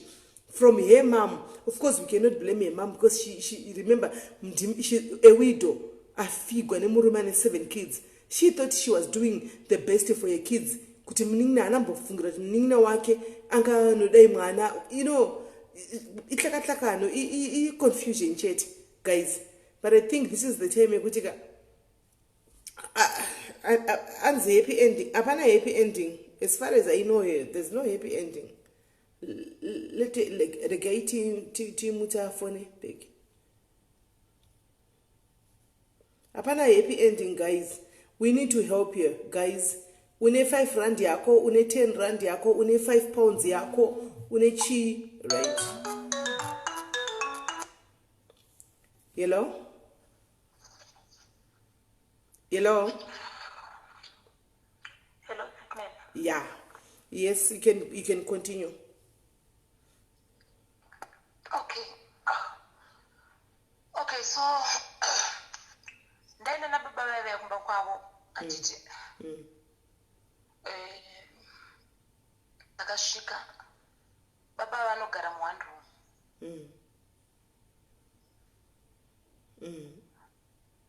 I was so excited. I was so excited. Yeah, I can imagine. At least ndave nepekugara. ndave nepekugara. Whether muwandu room kana kuti pai at least. So baba vakabva vandisiya zvati. Hold on caller. Guy, hold on Bongi. Vedwe number dzekufona muchafona ndaisa pa caption padenga same number 07101 something ndo number dzekufona ndakutaura ini kuti ngatibatsire mukadzi uyu guys handika une 5 pounds yako 10 pounds yako guys ndichataura kuti ndichamubvunza iye handika so that we need her to feel handika the love from us from nyaya yachitoitaura ka andifunga kuti akambosangana nevanhu vekuti vanonyatsa kumuwelcome vakamutaridza mazerudo vakadididi andimaona we don't have to judge andika at the end of the show I'll ask a number andikana pekumusendera ma5 rand ma10 rand 50 rand 100 rand 5 pounds yako 10 20 kana uine 100 pounds hecha iyo guys ngango tingo fit kana uine boots kana uine dress ngati let's try to help you kuti akangane zvinhu zvazvo zvekupi zvakudhara zvakaitika kwaari chazviya we know kuti we are all in a foreign land zvinhu zvakadai zvinoitika you believe it or not animaona zvinoitika saka vari kuti namba chakupai imbomira yapedziswa nenyaya yake enderera mberi Bongi.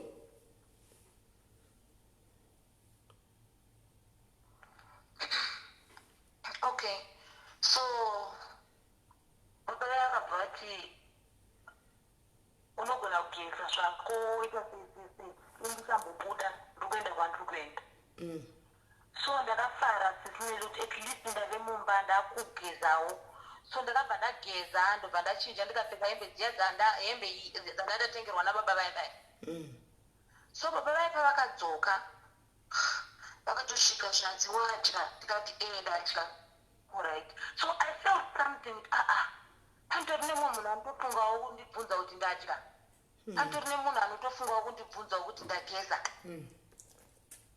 naiwe shuwa zvawakatonaka takanaka zvakatondishamisa because hapana munhu akambenge ambokudzawo kuti wakanaka pane munhu anotondiudzawo kuti ndakanaka naime so ndakabva ndafila at home handiti so ndadya paipai ndapedza mutove manheru ndobva ndatoti tona tv baba yautona tv like ukandibvunza nawo zvosenyi saka zvakaita sei ukazoita sei wakauya sei pakati zvikutaitika musango but like nyaya yekuti munhu akadaiwa nebanga kana kuti akaita sei ndangati chero nayo baba yao handakubvira ndavaona like hapana munhu andakambogara naye pasi ndichimunaretinga ndichimuudza nemuromo wangu ndakatanga kungonyora post yandakanyora panharohondo that was I think a month ago hapana munhu andakamboudza like mafambiro andakaita kuno kuSouth Africa nemararamiro andakaita kuno kuSouth Africa even my family they don't know hapana munhu andakamboudza like zvandakasangana nazvo kuno kuSouth Africa like I always narrate story yangu yekupiwa murume and stuff but pasvika papati yenhamo yandakaona kuno kuSouth Africa handisana mutaura like kutotanga kutaura nemuromo wangu I think is today okay so ndakabva ndati kuna baba ndakuda kurara so ndakabva ndakumbira gumbeze ndokumbira gumbeze ndingorara hangu pano pasi panapa plus unoziva kuti kana wambogara musango ndange ndasina kukwana so like ndorara zvangu ipapa pasi apa hapana kana problem baba vati aiwewe haurari pasi norara pachi pambedha so ndakabva ndasumuka hangu zvindika ndazvindira hangu pambedha pandanzi ndirari saka baba vaibva vandibvunza kuti kasaka unorara wakapfeka sandava ndatoona kuti nhamo iya futi yadzoka futi baba ava ndandichifungidza kuti vari kundibetsera vatoonawo mukadzi futi.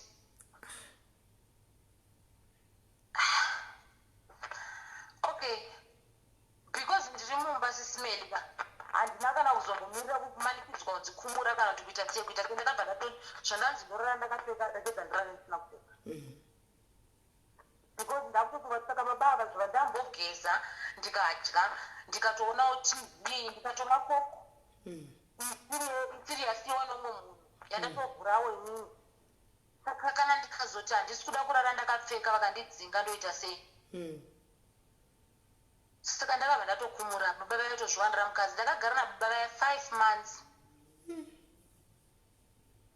Ya kwete kuti ndikuti ndiri kugarira kuti ndiri kuvada kana kuti kudii. No, nekuti handina kwokuenda.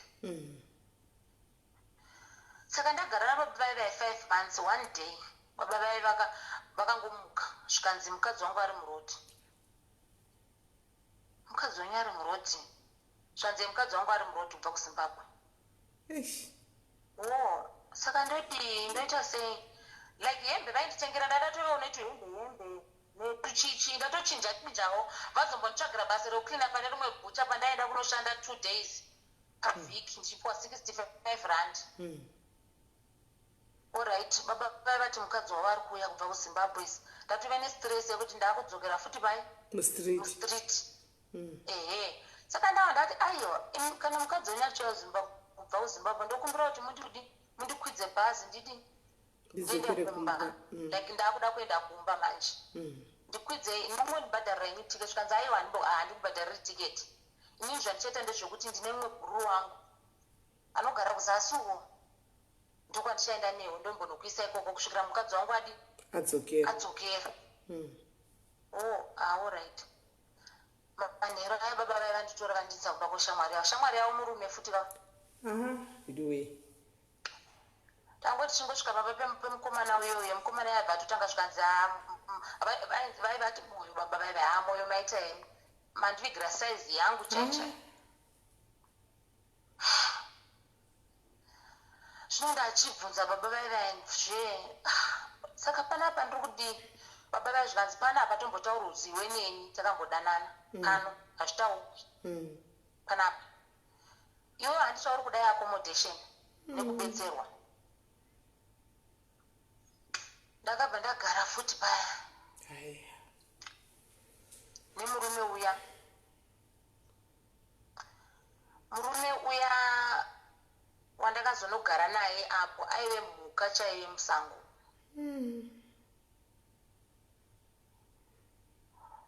Uko waigona kurohwerwa wanzi wasekei. Chero ataura nyaya inosekesa ukaseka waigona kungodurwa nemupama wanzi saka uri kusekei. Unoziva ndakararama upenyu hwakaoma ndisingazivi kuti ndoendepi ndoudzani ndoita sei because handina kana hama iri muSouth Africa. Handina kana munhu wandinoziva muno muSouth Africa. Kana foni chaiyo ndanga ndisina. Kwekutizira chaiko chako handitozivi kuti ndotiza ndichiendepi. So ndakagara kumba kwandakazonosiyiwa uko ndakazonyanya kugara ko because ndakazosvika ndikaita nhumbu ikoko. Maiwe vekurova. Saka kokuenda vekurova nenhumbu iyoyo ndairohwa ndakadaro nenhumbu.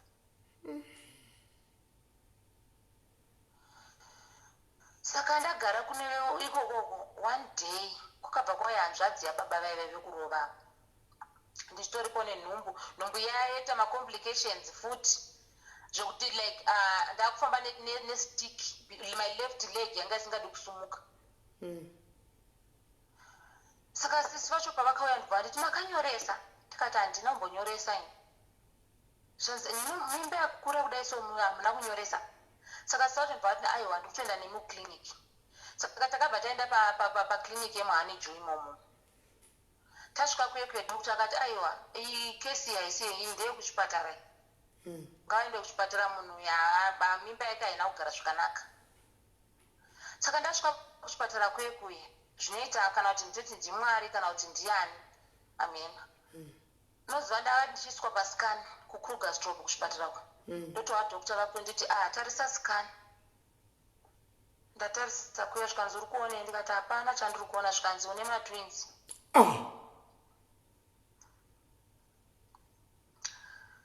Matwins. Ndifunge nhamo yangu kuti nenhamo yandinayo ishuwa Mwari ndonzi ndine matwins ndigodi. Sisi vaya vatofarira zvokuti kwanzi munhu ane matwins. Ndapiwa zvandinopiwa kuchipatara kwekuenda tariswa ndaitwa sei ndanzi ndiinde kumba kwega asi ndigare ndakarara because mumwe mwana ibridge. Mimba yanga yatokura mimba yacho kuma6 months. Saka tadzokera kumba kwekwe sisi ndobva vasvika vakatodza bhoti zvikanzi taenda kuchipatara chichi anzi mimba ane matwins. Sisi vaya kungoti mangwana acho vachikwira munhu haana kutoenda kubasa akatorofa.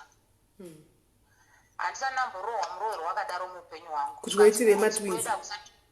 Kurudzi kwedu hakusati kwamboitwa matwins. Wabva nemimba dzako kwawabva nadzo kwawakabva nadzo kwakuda kuya nadzo pano uchiti kwanzi mimba ndeyangu. Unoziva ndairohwa ndichikava wadumbu so kana iri mimba yacho ngaibve.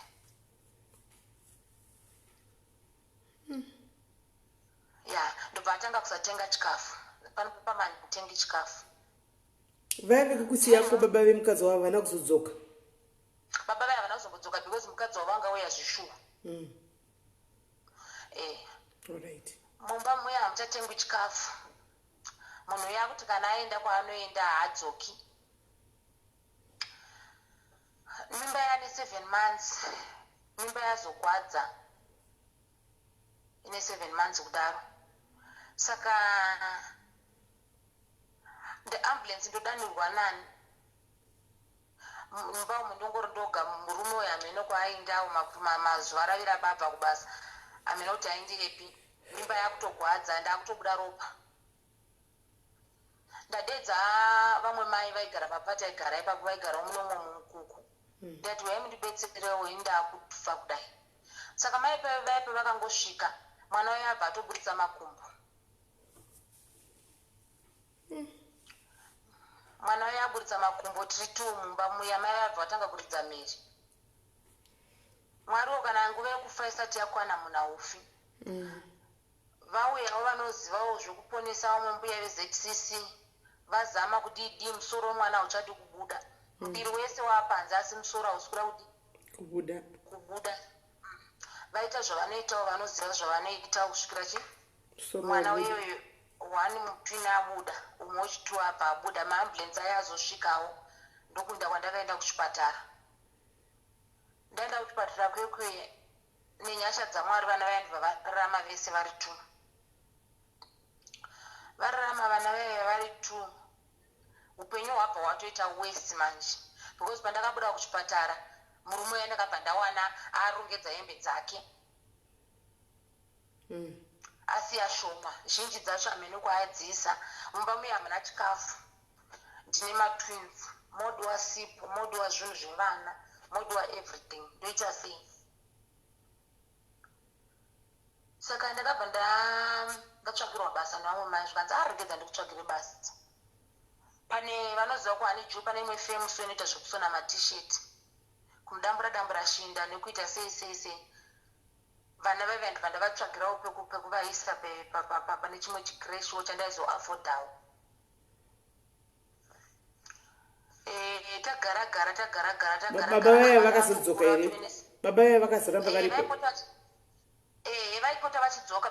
Baba mai vavo vanga vanemba kutembisa.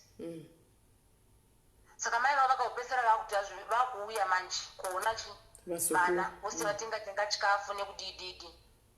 Saka uyo aipota achiuya hake murume uyu paadira kuuya ouya. Asi at least angakusira mukuku wake.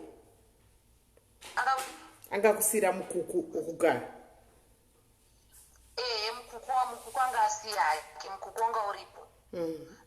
Renti aiuya achibhadhara kana mwedzi wapera. Nekungodarika nepo. Achingodarika nepo achibva kubasa aiuya achidarika nepo akachienda kwake kwaari kuenda. Alright. Saka vana vaive vane 7 months ndandaa kutoshanda ndandazowana basa kumakicheni manje kuGraymond. Vana vaive vane 7 months nditori kubasa ndatorewo nefoni ndakutotanga kutotumirawo kumusha at least ndakushandawo chibasa chemakicheniwo chinondipawo kamari kanenge waudza here mai kuti ndave nevamwe vana kuno kuSouth Africa? hazviiti kuti ndivaudze, ndandisina kuvaudza. Okay. Ndandisina kuzvitaura, ndandisina kuzvitaura. Ndobva ndichitori kubasa, ndobva ndatofonekwa zvikanzi mwana adonha kucreshi. Alright. Ndobva saka handina kuudza murungu kuti ndanzi ndiuye izvozvi mwana adonha kucreshi. Saka ndangokiya imba yemurungu nedho, ndobva ndazviindira ndatoinda kuti tosvika kucreshi zvikanzi aiwa totakurwa neambulensi aenda kuchipatara. Ndobva ndatevera kuchipatara kwekwe, murungu ndobva andifonera. Wasiya pamba pangu plus nenyaya yekuti hati handina kuenda kuchikoro. Chirungu nemurungu uyu taifanirwa kutotaura takatarisana kuti ndichi-understand. Ndi-understand zvimwe ende achitaura as slow as chicken kuti zvimwe zvacho ndizvinzwe. Zvimwe ndaigona ngobvuma zvandisina kunzwawo, unoziva kana uchingodawo basa. Zvimwe ndaigona ngobvuma ndisina kuhota ati chii. So murungu akabva afona achipopota. Ndasiya motikari yemwana wake kuya kucreshi yauya ikahuta pamba pasina munhu anogamuchira mwana, indanga ndaendepi. Inini kuti ndipindure zvinhu zviya pafoni handikwanisi kumupindura kuti ndimuexplainira kuti mwana wangu ari kurwara, handisi kugona kumuexplainira kuti ndazofonerwa kucreshi ndikanzi mwana ari kurwara, chirungu hachisi chokutoramba kubuda. Saka ndakabva ndadhiropa foni, andobva atoita wese hasha kutsamwa kuti ndamudhiropera foni. Saka ndakatosvika ndikatoona mwana atoisiwa mapaipi, machubhu, maoxygen.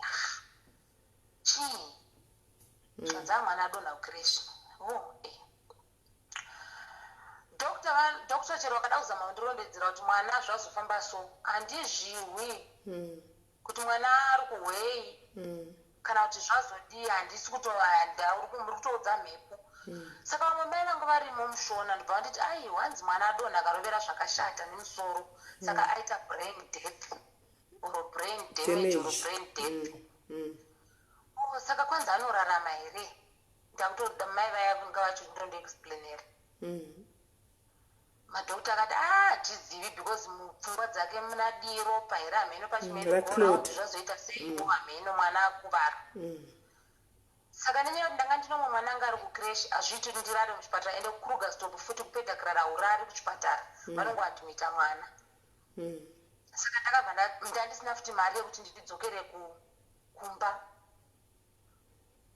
Saka ndakabva ndainda kurenki kuya kanokumbira dhiraivha, ndokumbirawo mundindisewo kwaane Joe, mwana wangu anorwara. Kuna kombi inoenda kwaane Joe, zvatokwanisa kuti handizvotonokusiya kuLion Park. Moona kuti moita sei kuti muende kwaane Joe. Ndikati at least kana ndasiyiwa paLion Park pa10 off ndofamba pane imba padhuze. Ndokusiyiwa paya ndobva ndafamba ndobva ndaenda ndikandotora mwana kucreshi. Ndikauya mangwana hazvichaiti zvoti ndiende kubasa ndemwana ari kuchipatara. Ndabva ndadzokera kuchipatara kuye, ndobva ndaswerako mwana uyo ndobva azoshaika kuma4.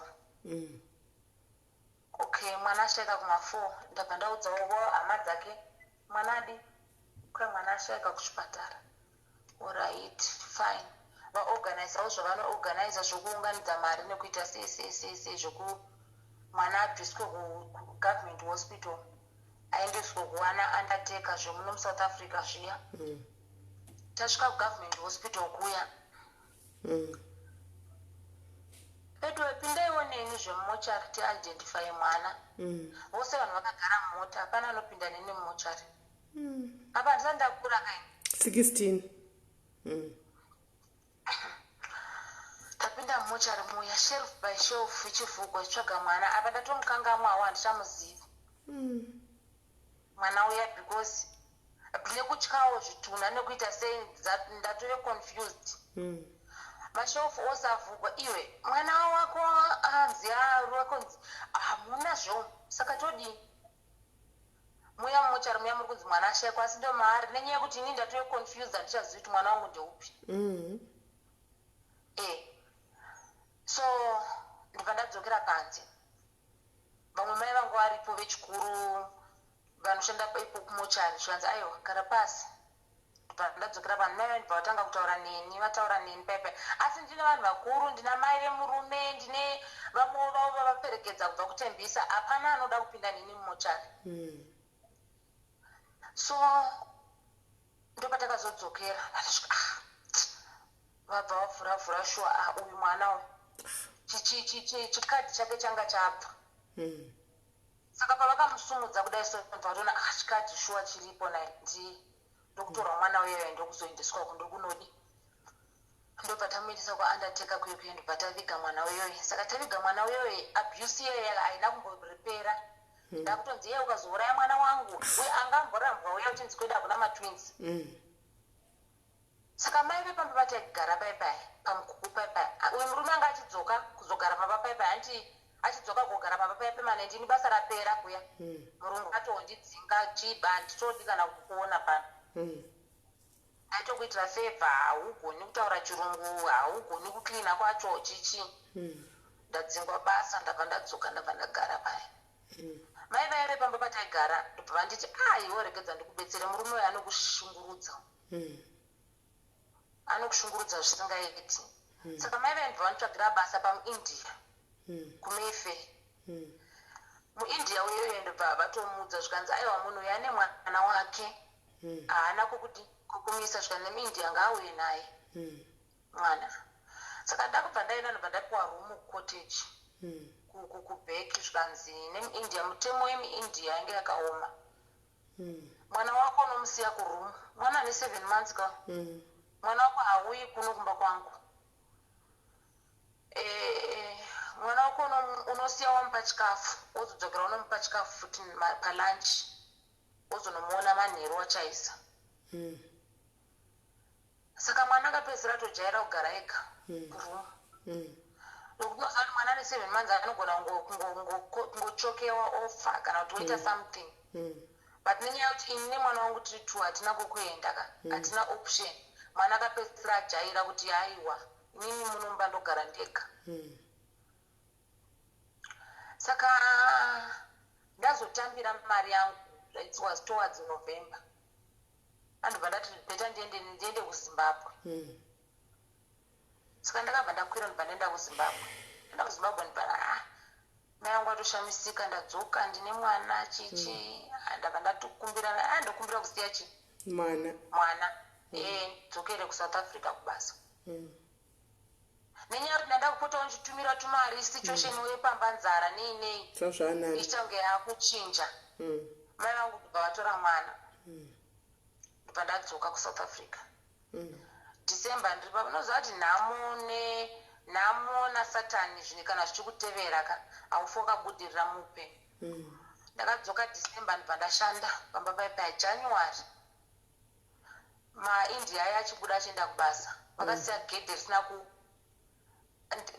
ndepaipai pekuti kugedhe kwava vanobuda nemugaraji so gedhe rozovhara hapana gedhe refenzi saka vakafungidzira kuti vavhara garaji risina kunyatsovharika kana kuti rakavharika rikavhurika mheni kuti chii chakaitika ine hangu ndiri bhizi kakuklina mba ndirongoti vanhu vaenda kubasa saka mbavha dzakauya simeni vaihodha vaine zvinhu zvavaitora kuchina zvaigara mugaraji imomo vaitengesa mapoto mandiro neni saka it's obvious mbavha dzakaona garaji rakavhukwa dzikauya mbavha dzedze dzikatutwa zvinhu zviya ini ndiri kumba uko handina kana zvandiri kutombohwa kana kuti kuri kubiwa kana kuti kwabiwa ndiri kutozviklinira hangu mumba memo so vadzoka kubasa manheru ndopavakaona kuti izvo kumugaraji zvanguri empty saka mukadzi womuindia uya akangoti achipinda nekutondirova ndashaya kuti kondadzipiwa ndaita sei handisi kutoziva kuti ndiri kurohwa ndiri kurohwa nyaya dzei kana kuti ndadii ndamariwa nemukadzi uya ndaitwa sei 2 minutes mapurisa asvika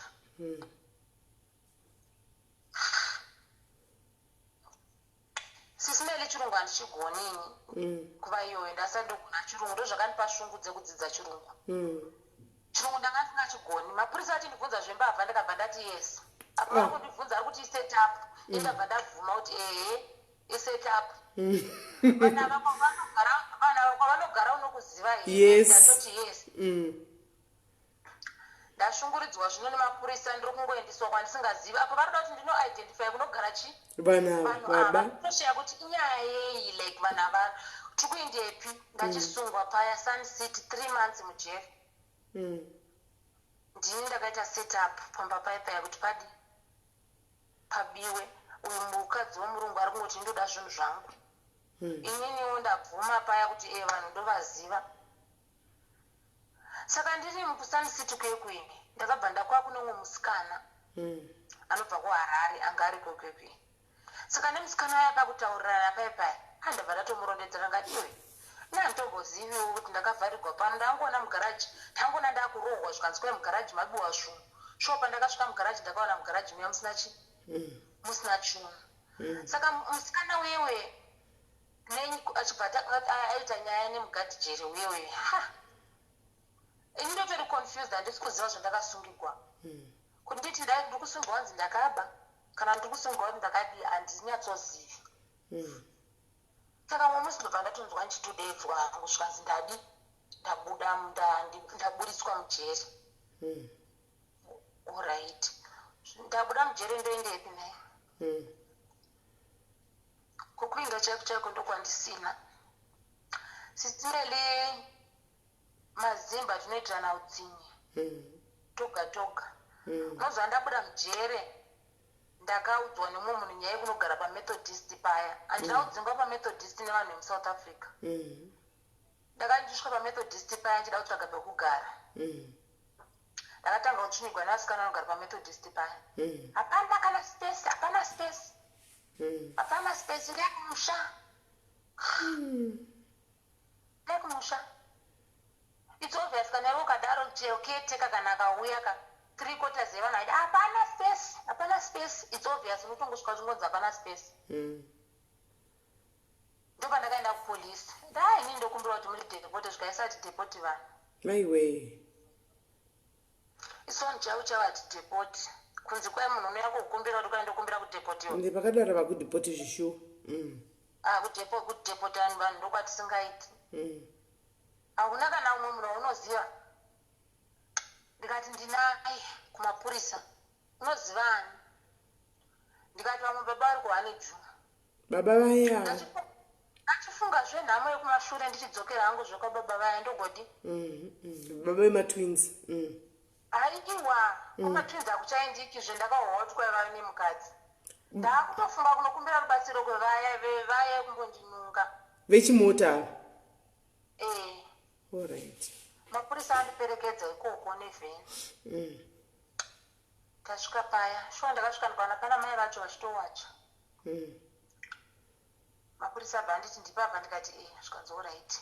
Havanei nazvo zvinhu zvekuti vambobvunza kuti wakawana here kana kuti hauna. Ndangosvika ndikaburitswa paya indobva ndatozvipindira paya. Ndabva ndatomhurosa mai vaya makadii ndokubvunza baba vanogara umo. Zvikanzi vabuda ndimani. Ndikati ndandaya kotenda vakambondibetsera vamuntsvagira pekugara vandinhonga muJoburg. Saka kwazvino murogarepi. Ndikati handina kogara ndandakasungwa. Mai vaenda kunditi vamirirei vanodzoka. Ndabva ndagara paya saka ndaona kuti panapa kuti upenyu hwangu huite kunge huri nani rega ndirondedzere mai ava nhamo yangu. Saka ndakabva ndaudza mai vaya nhamo yangu ndo zvakaitika. Ndikazodai ndikavarondedzera mafambiro andakaita muJoburg. Amai vaya ndibva vawatsitsi waregere kudzokera kumusha naye mwana. Ndati akumusha ndodzokera nei. Mai vaya shuwa vakatora mari bhazi ranga richaita 90 rand. Mai vaibva vatora mari yavo ndibva vandipa zvikanzi asi chero bopo pana vakasvika usakaudza kuti ndakupa chi mari. Iwo tichavata kana tavata mangwana ndohomuka ndichidi chikuperekedza woenda hako kumusha. Ndobva ndati alright. Saka baba vaya vakabva vauya nepaniki wekuti manje uyu munhu adzoka zvekuti pano pamwe ataura nyaya yangu kumukadzi wangu kana kuti kudii. Awasvika uri kudei panewe. Kana muregei mwana ashungurudzika izvo zvari kubva mujeri. saka madini baba vaibva kuti hakuna kurutodiwa munhu webasa kubrainston uko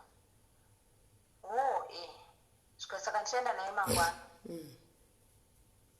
ndokutsvakirwa basa kubrainston kuya ndokuenda kunoshanda kubrainston ndotosvika kuya ndariwana shuwa basa kubrainston ndakashanda ndakagara because murungu wacho akabva tozviandastendawo muchirungu chacho hachimuki ndiye murungu akausakisa kuti ndidzidze english aiwa iwo kugara pano hakonogona kugara but vana vangu manje unoita communication navo sei saka ndichikuendesa kudzidza hako chirungu choga online kubva ndotanga kudzidza chirungu ndakabva ndagara kubrainston ndakagara 4 years ndakashanda 4 years pamurungu uya ndisvika pa 20 years ndashanda 4 years pamurungu uya ndobva akabva vachibva vazoenda kuswitzerland ndobva andisiyazve pane umwe murungu pane umwe murungu uya ndobva ndashandazve I think ndakashanda pane umwe murungu uya 3 years ndashanda 3 years pamurungu uya ndobva ahovhura chikoro chake chemadown syndrome ndobva ndatombotanga kushanda kumadown syndrome kuya asi kasatani anenge asina kumbokureka anenge achimbokuteverera ndiri kumadown syndrome kuye ndobva ndatanga kurwara mudumbu mangu hamuchaiti zvakanaka mudumbu mangu hapane zvinhu zvisiri right saka ndobva ndazoenda kuhelen joseph kuchipatara ndasvika kuchipatara kuhelen joseph ikati aiwa zvotoda coronation izvi zvoda coronation ndabva ndaendeswa coronation iya 2006 hazvisi zvakudhara nezvamanje manje ndaenda coronation kwekuyi ndabva ndasvika zvikanzi ndiitwe operation ndabva ndaitwa operation bladha rachinja kala anzi raora machubhu adi aorawo hameno pavana vangu vaya andakazvarira mumba pakakanganisika zvakakanganisika mukati hapana munhu akamboita care nekuzvitsvaga kana kuti kuita sese kusvikira zvazooresa mukati mandaitwa operation iyeye ndobva ndanzi musi watofanirwa kudischargwa but ndakati ndapedza kuitwa operation ndadzoka kumubhedha ndakanyanzwa kuti panapa ndauya panapa ndichirwara but apa ndaakurwara ndiri muchipatara imwe pane zvimwe zvinhu zvisiri right but manesi chero ukazama kuda kuvarondedzera manesi ari very rough penduruka chinchinyi unoda kushamisira unoda kutiemera ndiwe wega here waitwa operation handisi kukwanisa kana kuita sei ndiri kurwadziwa buruka pamubhedha rave dhei rechi3 kana kumboburuka pamubhedha hauna kana kumboburuka pamubhedha buruka pamubhedha so munin'ina wangu anga achizouya kuno kusouth africa saka munin'ina wangu aitoveko kuchipatara inguva yelanchi nevamwe vanhu vaivemo muchipatara muchitori nevamwe vanhu so munin'ina wangu anotoriwo nekambiri kadiki plus mwana mudikiwo so ndakava ndamukumbira kuti ngaandizame kuburutsa pamubhedha sezvo ndichitukwa ndinzi ndadischargiwa apa ndichiri ndakangorara pamubhedha saka akabva abetserana namai vaiva vazoona amai avo panext bed kuti vandiburutse pabed pepe saka immediately pandakangotsika pasi ngoisa gumbo rangu pasi operation yakabva yabajuka kuvhurika wide open dumbu kubva ratovhurika so nguva yese kurwadziwa nekwandaitwa sevanhu ava mene pavakaita operation what happened vakasiya glove mukati saka glove ranga razara ropa oraiti saka razara ropa kudaro ndoranga raisakisa kuti ndisakwanisa kana kuita sei because dumbu rangu raitange rakazvimba apa glove saka rabva ende ramberawo saka operation yangu yakabva yavhurika kudaro ndopavakatanga kutoona kuti shuwa munhu saka pane zvanga zvichiitika ndokutanga kudedzana manesi madoctors now it makes sense. It makes sense. First time pandakakuona kwaiti uchiti operation what it makes sense, but we didn't know. All right, and Ramberi. Okay, so operation ye yavhurika kudaro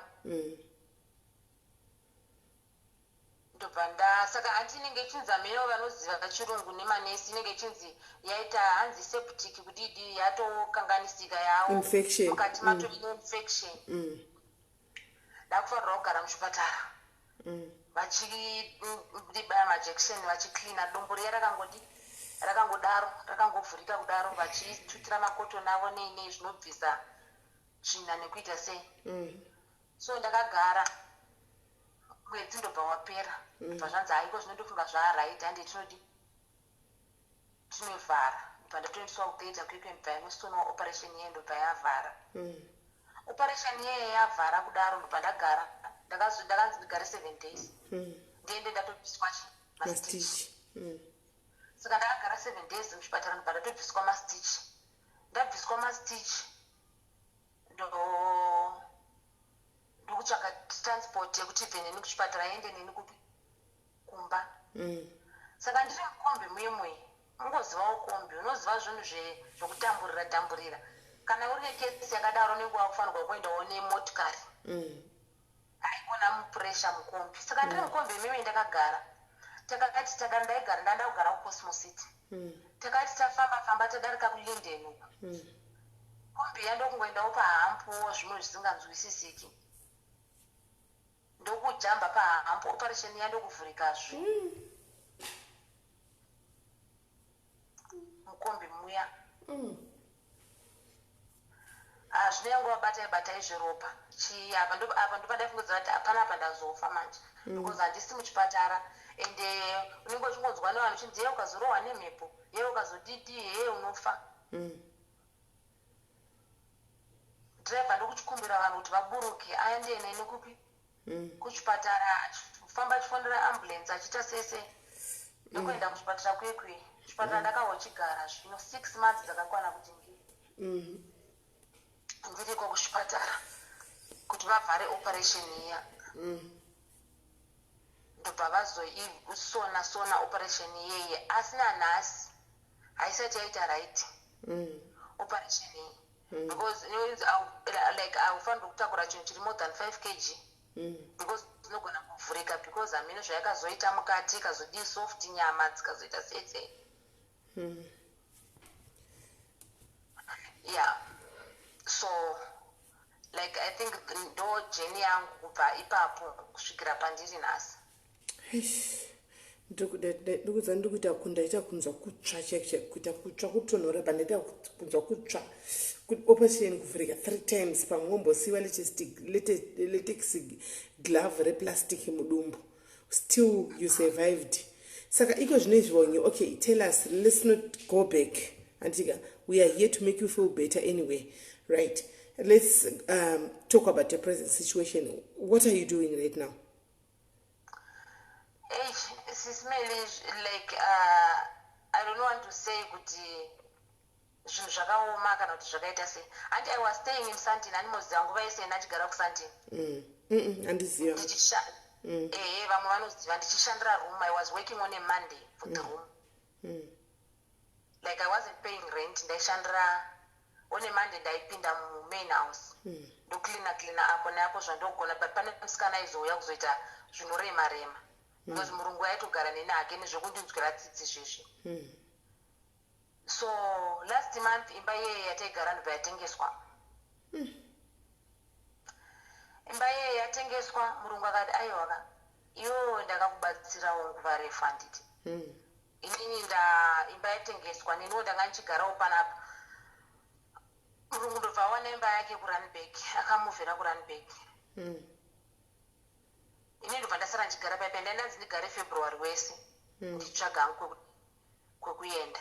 Vakatenga imba iyeye ndobva vauya last week nokaya musi 3 last week ndobva vatosvika mukadzi zvikanzi aiwa kasisi isusu we can't stay with a stranger panapa iwo hatitokuzivi handiti yesu wakanzi ugare panapa but hatikuzivi and inini I will not feel comfortable ndichigara nemunhu wandisingazivi. Saka by 8 o'clock tomorrow unge wawana kukudi kokuenda. Okay, so ndobva ndakuita contact neumwe nevamwe mai vandoziva kuno kuningiri kusoweto kwandiri kozvino. Yoti aiwa nditsvagirewo imba. Then I moved ndakugara kusoweto ikozvino. Ndatoene 1 week ndiri kunoko. Saka uri kurarama sei iwe present? How are you surviving? Izvozvo zvangu zvokukiyakiya ndichigadzira maperfume ndichidzidzisa vanhu kuti maperfume anogadzirwa sei nekuita sei. Iwe wakadzidziswa nani kugadzira maperfume acho? Ndakadzidziswa nomwe mukadzi. Murungu? Munhu mutema. Saka zviri kukufambira? Iko zvinasati zvatanga kufamba kandi ndiJanuary naFebruary. Handingati zviri kufamba, hapana zvati zvafamba. Yeah, what a journey. Saka vana vati kurei kava vari kuZimbabwe. I still remember, let it be a topic for another day. I still remember kana kuti ndiwe kana somebody else akazondudza, I think ndiwe man, uchinditaurira a story about your daughter, handiti? Yeah, I think people know about my daughter. So what happened is, andi mwana wangu yeye musikana anga kugara kumusha namai vangu. Mukuru usho. Saka achigara kumusha namai vangu. Ndiri kuno kuSouth Africa. Ndo mazuva ndaishanda kuBryanston uko. Ndokungoti mumwe musi ndobva ndatosenderwa message namai panext door zvanzi zviri kuno hazvina kumira musha. Mwana angochinja character, haachatauri nevanhu, angoita sei hatisi kuziva kuti chichikuitika. Okay, guys, I wanted to listen to this part. I wanted to listen. This is sure ndiyakandudzera ndomwe munhu because ndotaura navanhu vakawanda, but I wanted to listen to this pattern. Ndinoti muteerere pattern yaBongi ushu nemwana wake uya wokutanga. Mwana uyu akaitwa handitika akachengeta. One thing for sure, we applaud her for keeping those kids, because danga rimwe munhu hapana mwana akaitwa murudo apa. Vana ava vaingoitwa out of desperation, but akamanage kuchengeta. I wanted to listen to this part. Enderera mberi. Okay, so mai veve ndobva vati pane zvinhu zvisiri right kunoko. Mwana achinja. Ndimai ve panext door. So inini handambozvisa musoro because ndichida kutaura chokwadi mwana uyu neni amunamboita that bond. Like yes, mwana wandakazvara but nemazvariro andakamuita nezvese like vana vako vese actually. Yeah, so rudo chairo rokuti nditi mwana wangu kana kuti kudi yes hembe ndaitengawo nekudidi but handiti saka chero pavakandiudza handina kumbonyanya kuda kuita basa nazvo, nangoti mhene ikoko handiti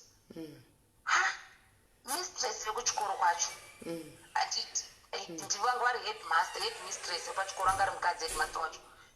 Ndobva vandisendera message zvikanzi if possible kana muchikwanisa kuuya kuZimbabwe, can you please do it as soon as possible.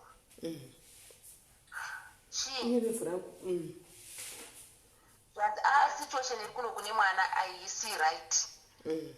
Chero palunchi anogona kugara ega, chero chichi handiti. Saka inini manje ndokungoudza kuti like unogona ngoudzawo vamwe kuti ndo message ndawana kubva kumusha. Saka vana vasikana here mateenager zvikazodidi. Alright. The following week mai vaipa next door akati kuchingomuudza chokwadi. Zvikanzi iwe mwana wako anenge ane nhumbu kuno. Mwana nhumbu anoita nokuseko ne12 years. Saka zvakabva zvandinetsa kuti aiwa mwana uyu ane 12 years sure. Saka anozonzi ane nhumbu zviri kufamba sei. Pawakatangirawo iwo kuita zvese izvi mwana ndopa akatangirawo. Zvinhu zvakandinetsa zvokuti hazvina kugara mandiri zvakanaka because ndanga ndachikura kapa pfungwa dzakudhonza.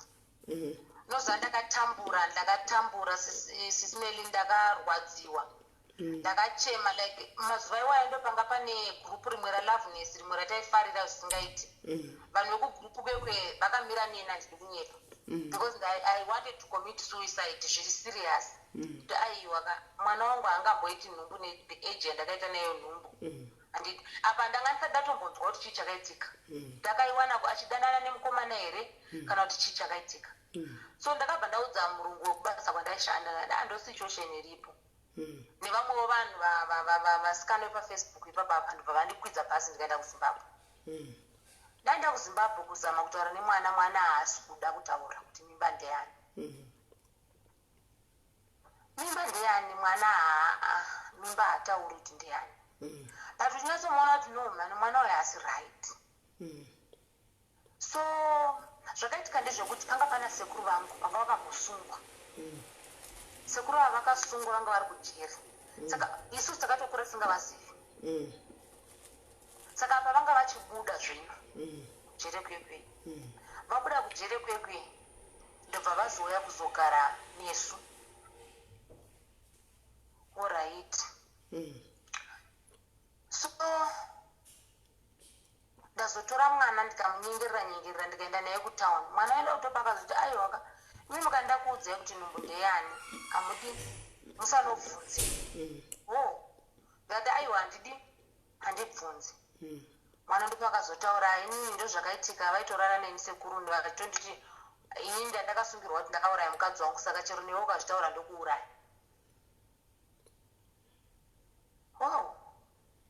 so zvakabva zvanyanya kundirwadza because ava vanga vachikura kudarika baba vake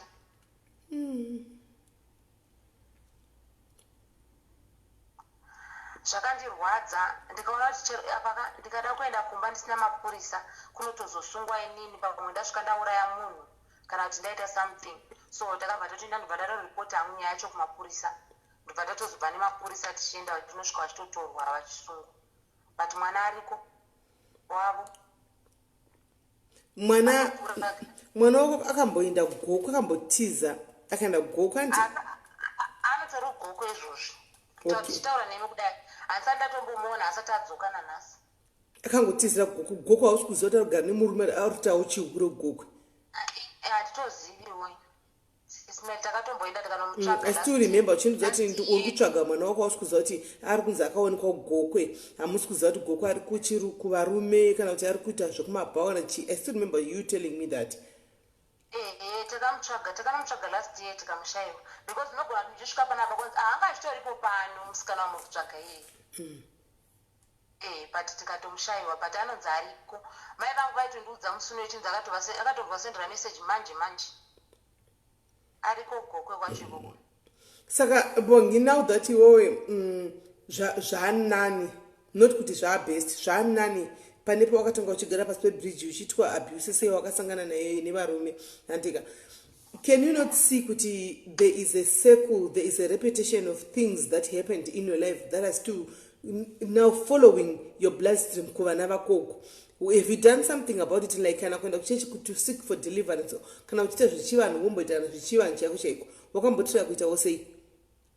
I tried, Smelly, like I tried kuenda kuchechi kuzama kuti but unoziva inini handizivi zvangu, like that's why handichaendi kuchechi ndongozvigarira kuti achiro zvazvaita vanhu vekuchechi. Sis Melly, I don't think munhu kana uchingori munhu vanonyanya kukupa attention kana kuti kuteerera nyaya yako kana kuti kuda kukubetsera. So kuchechi I tried, hai chechi one, chechi dzakawanda kutoenda kuchechi kuda kuzama kubetserwa kuti ndinzwe chii chiri kumbonyatsoitika life yangu, sei life isingachinji. Unozvarwa uchingotambura, you still suffering chero nanhasi. Hapana chaunobata chinoti ichi chandabata, like happiness chaina handiiziva ndinyepa. Saka muzukuru wako ari kupi? Muzukuru wako akutoenda kuchikoro. Mwana wako akutoenda kuchikoro. Right. So pane vanhu vangachinyorwa zvavo panapa kuti kana tida kuti ngatisapotei nekutenga maperfumes amwe wakati umwe mwakati ane hembe nekamari karoda kupa ndikudze uvabate. Ndifunga ndabata master 2 Miss G naGlenwa Tower. I think I'll give you those numbers kuti utaure nevanhu ivava kuti ndini uya uya mukadzi yavakubatsire, right? Chimwe chaungashuvira wewe, for instance, let's say handika kana uchigadzira maperfume ako unonida mari kuti uti maperfume waite maperfume akawanda ekuti agone kuboosta usumuke, unganida mari? Kuti nditi ndaita maperfume anogona kundibetsera kana kuti kudii, maybe ndikawana 3500 ndogona kugadzira maperfume anogona kutondichinja life yako. Alright, so kune vanogona kubatsira kuti vaisewo mari yavane. Guys, this is what we are going to do.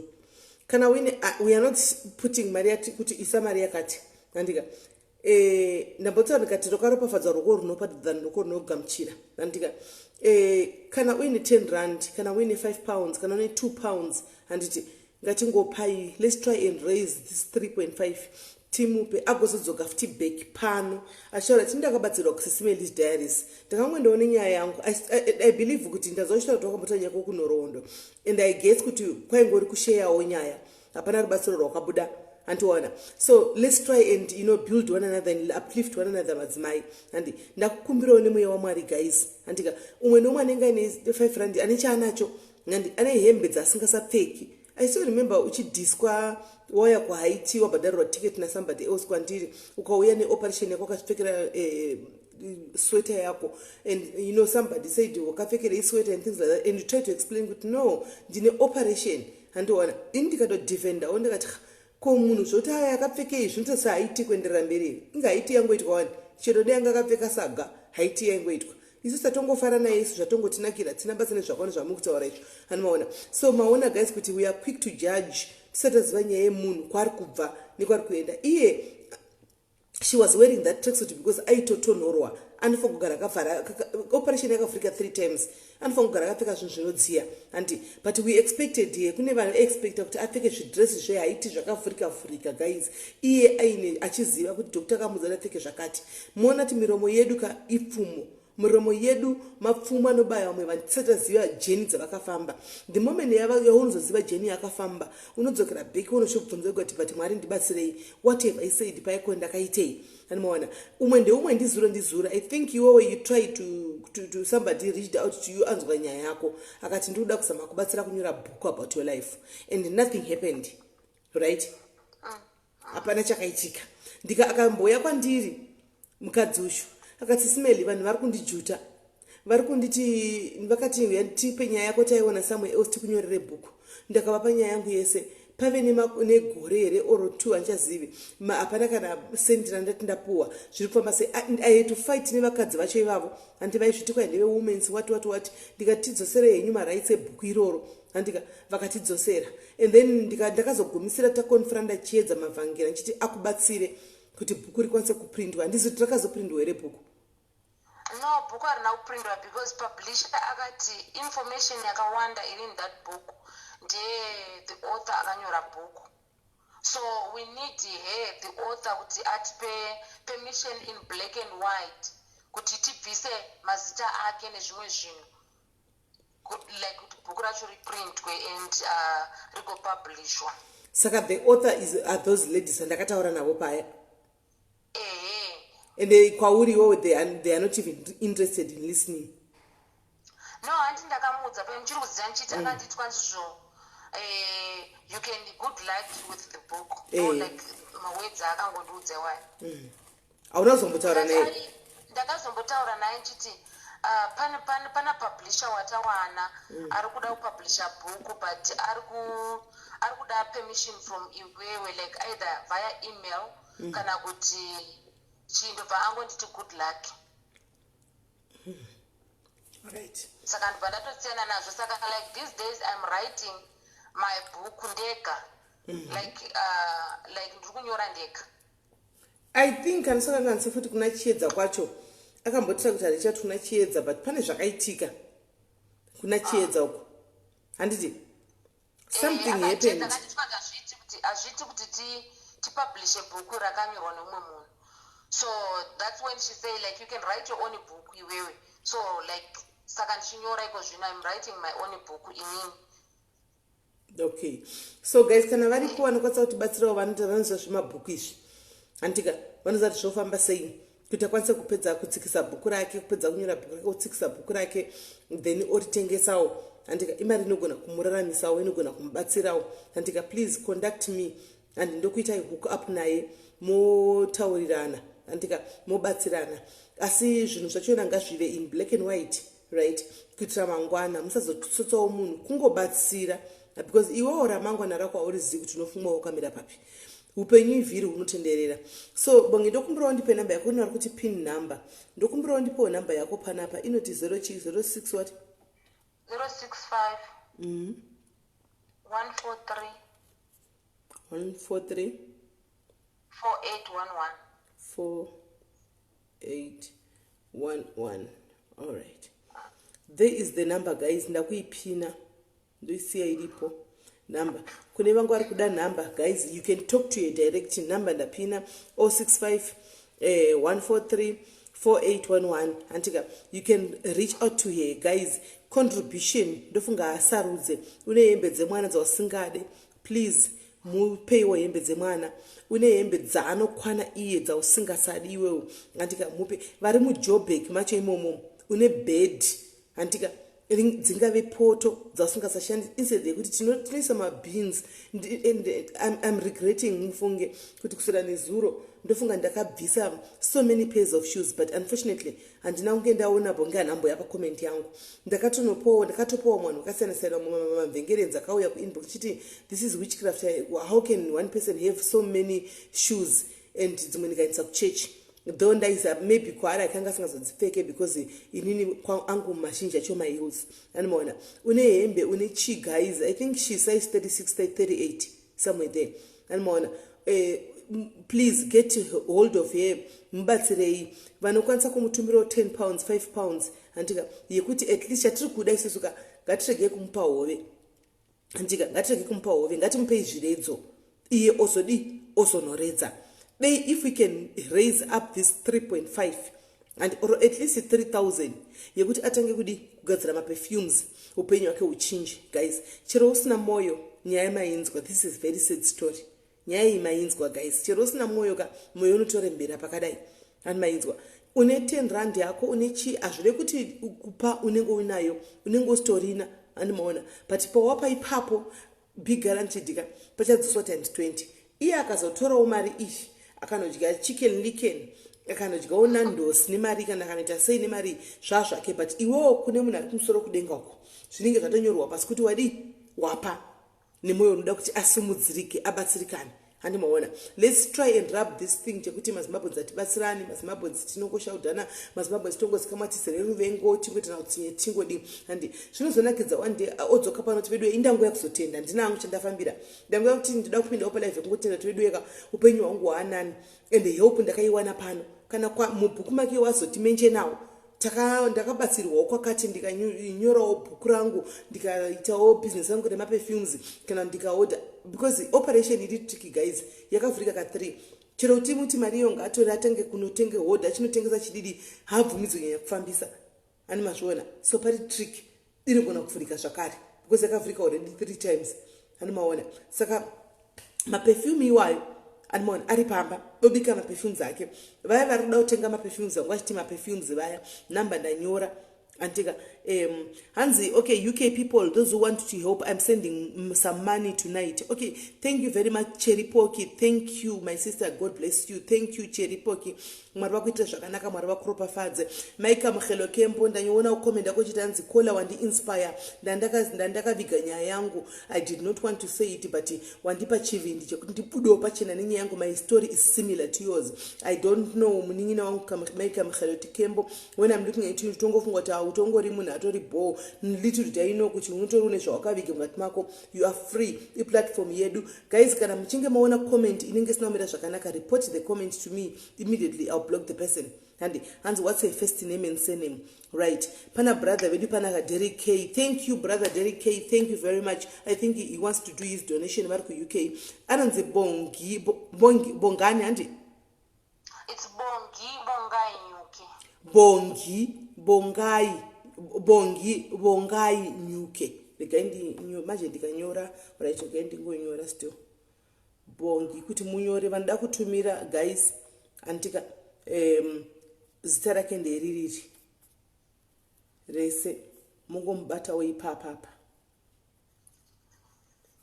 iri ndo full name rake iro ndanyora full name rake ndanyora anditika hanzi will post the receipts will contribute and send.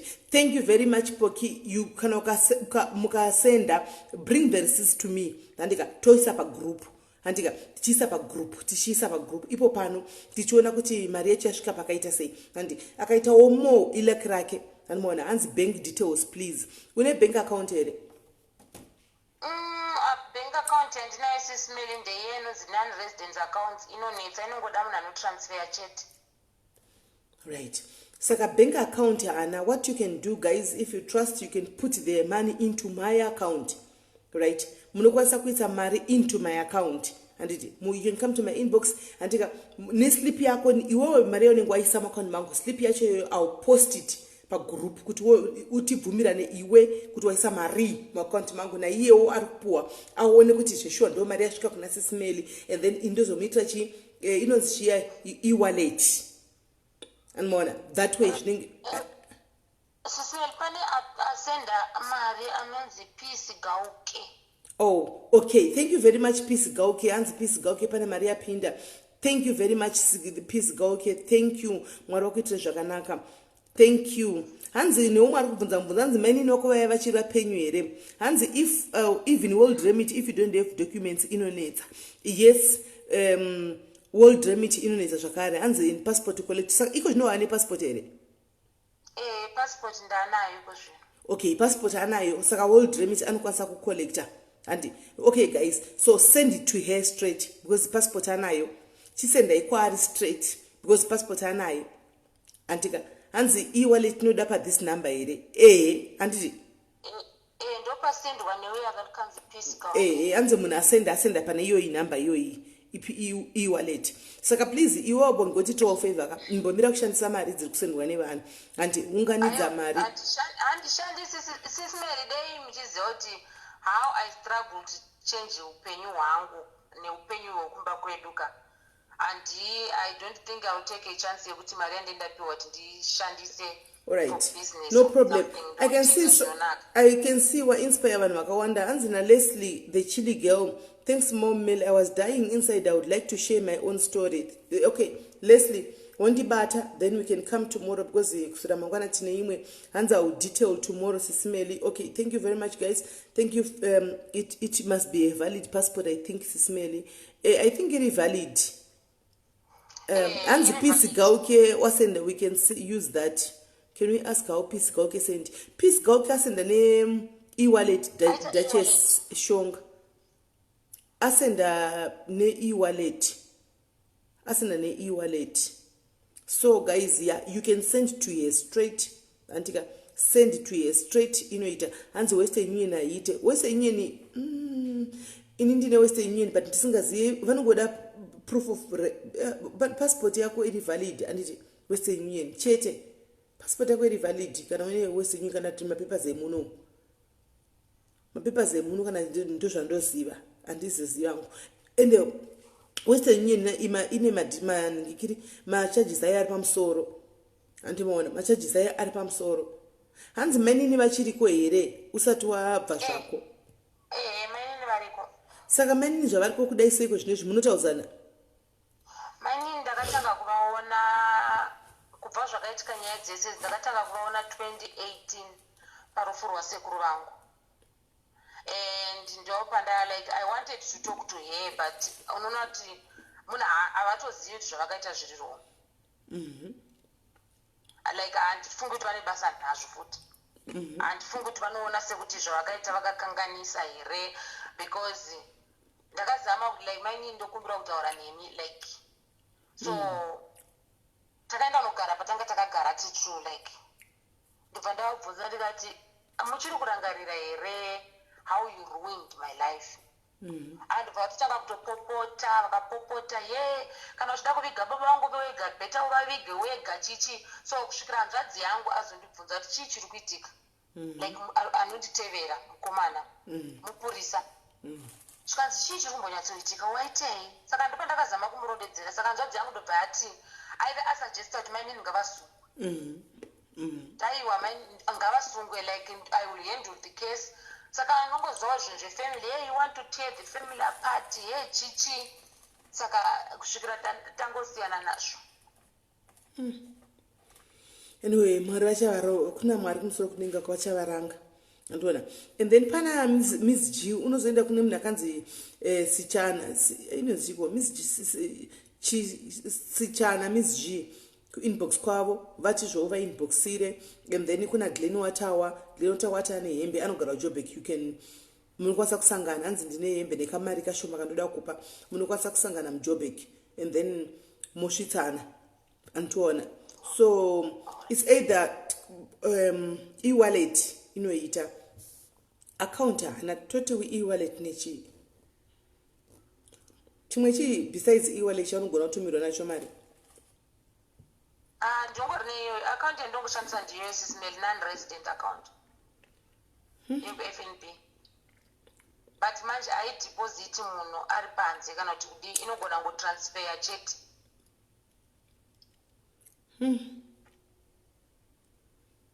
saka toita sei apa poitwa sei hakuna munhu wauri mudhuze neiko wanotrastera anokwanisa wanochokosa kutsvaga account number aripo pane account imwe yandinomboshandisa eAbsa unomutrasta munhu wacho but zvinenge anti like zvinenge zvakuda kuti munhu anenge atumira mari otaura kuti atumira mari yakati pane account yachatipa guys saka wozondisendera kuwhatsapp account number yachiona ndoisa pagroup anzi naDiana Sis Melly kana if you got details number no Diana angu madetails handichakupii pane munhu waanaye ari kudhuze kwake ikoko wati achatipa maaccount details dzake then toisa imomo antimaona zvaiswa imomo mari yachona imondudza kuti maisa mari iye nezita iye ono munhu yatonzwa kuti ndiyo here mari yacho yadi yaisirwa iyoyo antimaona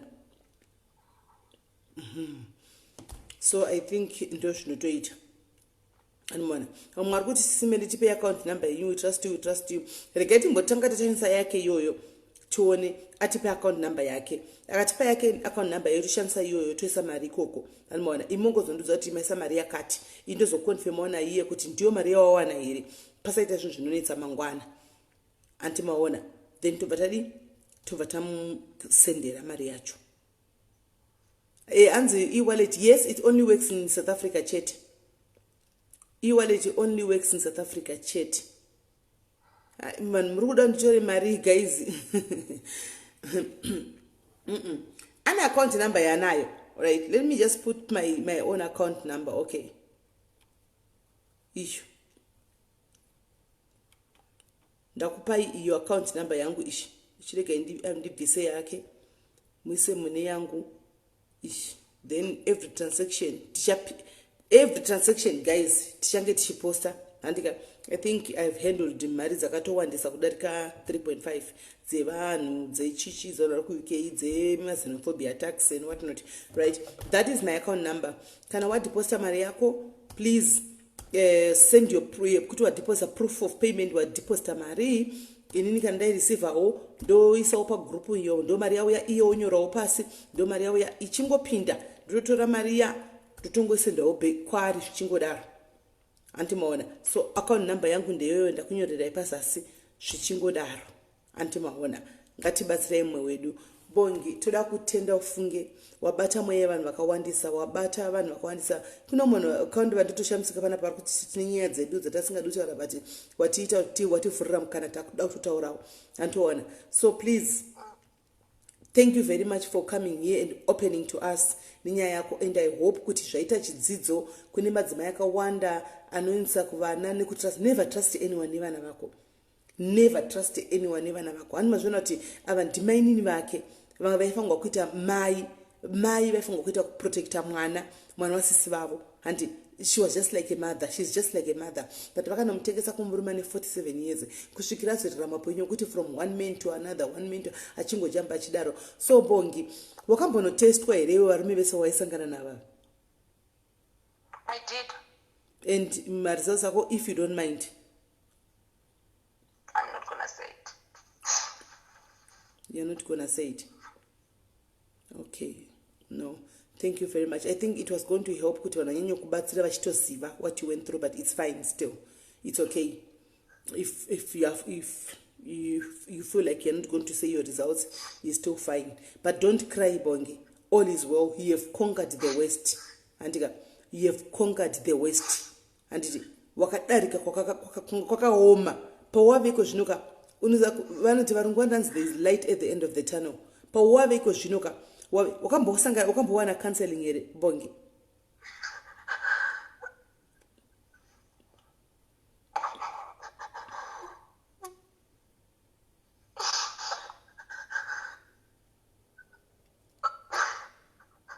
Sorry, Ako, my sister, it is well.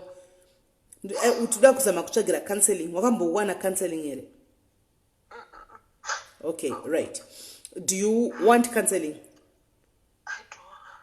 All right, I'll hook you up.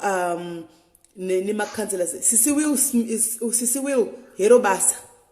Sisi Will Herobasa. This is my sister, right? Sisi Will's Sweeney. This Herobasa. Ndichakupa number za Sisi Will's. Ndichenda ku inbox kwa vandipa number zavo. Ndokupa iwo ndo wapa number zako. Sisi Will Sweeney mukazi wandino trusta ne moyo wangu wese. Antika ne rudo wangu ne zvese ndinoma trusta. Sisi Will's Herobasa ndakupai basa, please. Can you please take a step by step? Famba ina mbije. Even those that what she went through, she can be sometimes hard. She can be sometimes a little bit difficult. Kutaura naye. Antimaona. But imimi munoziva zvinizvi. Mazvijaira. Antimaona. Take it through. Famba ina mbijana. Mchenda naye mchidaro. Ndoku department kwenyu. Guys, umwe nomwe ngawane pachake ano player, guys. Let's all have our own party. In the ita party yangu, I've brought her here. Antika, I've tried to contribute to make donations, right? Sisiwe what I know kuti avarambe, she's here. Cherry acha kune mwato contribute direct upati yake, Cherry acha upati yake vanhu vachingodaro. Anti kuno mwato sendera message ku WhatsApp right now ndokona mamamisa achipinda. Anti maona. So guys, yeah, she needs counseling. Akura, you can see kuti akura now, but still it's in her. Zvinhu zvakaitika kumakore akapfuura, but hazvikanganuke zvokumhanya zvinizvi because zvinenge zviri maari. Hanomaona. So chero mukamuona kumagutsa achita dzimwe rafa achidii, guys, chingorangarirai nyaya iyi. Just think of what she went through. Zvinongokuitai kuti mudi mungozvidzora ngoti no, something nyaya haina kubuda maari. Antika pane is something that is triggering. Mozati kana une issue sina kudiliwa nayo, you can snap anti out of the blues, even chinchidiki anti mazona. So yeah, guys, umwene mumwe send me your number, Sis Melly. Which number Cheripoki? Because ndapenda ningikiri yangu hapa na uda number yakufona. Alright, WhatsApp. Okay, this is my number. Cheripoki WhatsApp.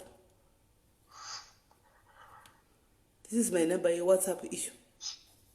Right, ndakupa number WhatsApp yangu antuona so that we can talk with people. Right. So Sisi Wills basa ndakupai munhu ndakupai ndokumbira umuti basiro basa toda kuonawo Bongi ali bubbly antika achizofara ochiseka naye panapa achidi achita sei. And kune vanonamata, please remember this lady in your prayers. Anti pese pamunonamata, guys, mumisochi muningikiri munamato yenyu so that she can be a better somebody. Antika she can be munhu andisi kuti ndingati chi antoona. Bongi mahembe unopfeka masize be it mahembe majinzi or whatever. 3840. Right. So be guaranteed inini I'll give you another some of the clothes chakusendera anditi ausarudzi kuti dzakaita sei. Anditi chero dzakashama shama unongopfeka ziri kufashion kana kuchipisa unongokiya anditi. Enough of the crying, Bongi. Enough of the crying, Chakwan. Enough of the crying. So what I will do is try kuti ndozitumira nepost office chero dzakaita 3 days chero dzakaita 4 days but dzichasvika uchandipa adresi yako andika then I'll make sure kuti tomorrow ndodzipeka into the bag. Ndoda kuti uzonyora post wega kuti no ini dzangu ndatumirwa naSis Melly idzi. Unfortunately manje shoes dzangu inini ma heels of which ne operation yako I don't think kuti unopfeka ma heels. Do you wear heels? No. Okay, so anyway tichawana vamwe vachakupa ma flat shoes, so do not worry, but hembe inini tichakupa dzakanaka handitika, so don't worry, ndichakutsvagira panaimbopfeka size 8 sandatanga zvegym izvo I think dziripo ma 38 wakadi handiwana. So Bongi, all is well, we love you, we are going to support you, tichamira newe handitika, so we can feel your pain as women, we can feel your pain, whatever that you are going through, just know that you are not alone. You've got God on your side, right? And we pray that may God restore your happiness inside of you. May God restore your peace inside of you. And to honor. So, ndo zvatoda tingokuti panguva inoi anditika. So ntoda kutenda nguchirega tikusiye usorore. If you want to follow back, hanzi what size shoes? Hanzi unopfeka size shoe boots? 7. Okay, I'm size yangu size 7. Josephine Fletcher is size 7. So what I'm going to do, achanipa address yake and everything. Ndo post up a group. Kuneva ruda ku send a name. Guys, just get 2 weeks as long as I choose Joanna. Just get a Vicky the post office. As long as I choose Joanna, it's fine. And Mona, I don't go to Joanna, it's fine. Zuwa ron seka mnino wangu. Zuwa nyayari panapa yaka oma. Nyayari panapa yaka oma. I guess uzotera live igai. Kana usinga even uchizitu waka oma. Unodenza msodzi. Unodenza msodzi. Chet. So tashika kuma dying minutes. But now we cannot have a show and we don't help. Hapana zwa tiningeta ita. We cannot say God bless you. Taitei, what have we done? What part have we played? Just to come and listen to the story and then no help. No, we don't do that. Panoda help tinobatsira. Kana tina show. We are not saying kuti tina show. Titori now. But panoda help tinongoza squeeze tishingodaro. Antimaora. So yeah guys, thank you very much Bongi. If you want to follow back the comments, you can follow back the comments. And in case I've missed any negative comment, don't respond, don't do anything. Ignore.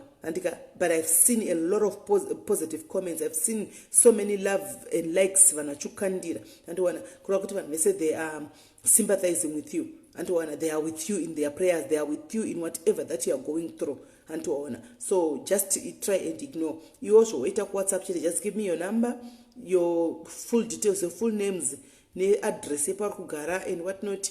Nepe kuti zvibatsirika paunokwanisa kuti ubatsirwe napo iwewe, then I'll post it pa group inini.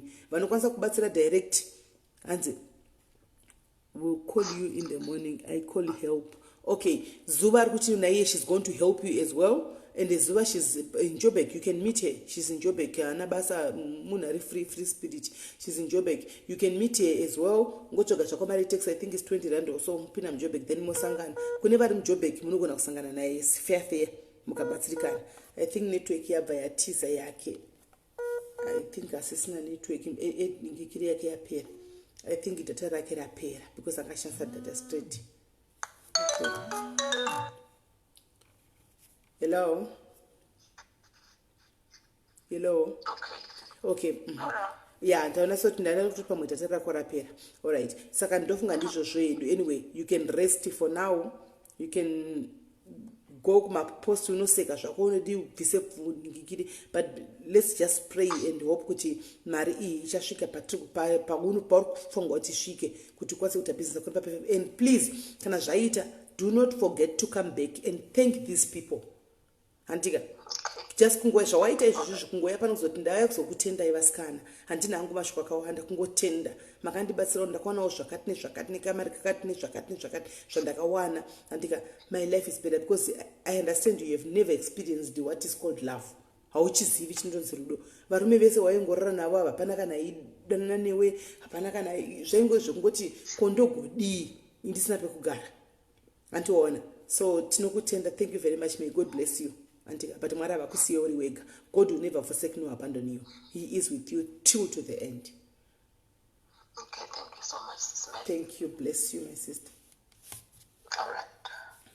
Right, guys. There is the story. Atanga tinayo nasi. Hands, I want to be your friend. Caller. I think she will see Priscilla Chunda. I think she will see Achaona, and then more Kwansakuti Mudi. Musend my friend request Mudi. Guys, in case Manyora ma comments, she will come and snap people up. Understand the situation. She never got therapy. Hana kumbona therapy. Saka ndakuto mchagira munhu we-therapy.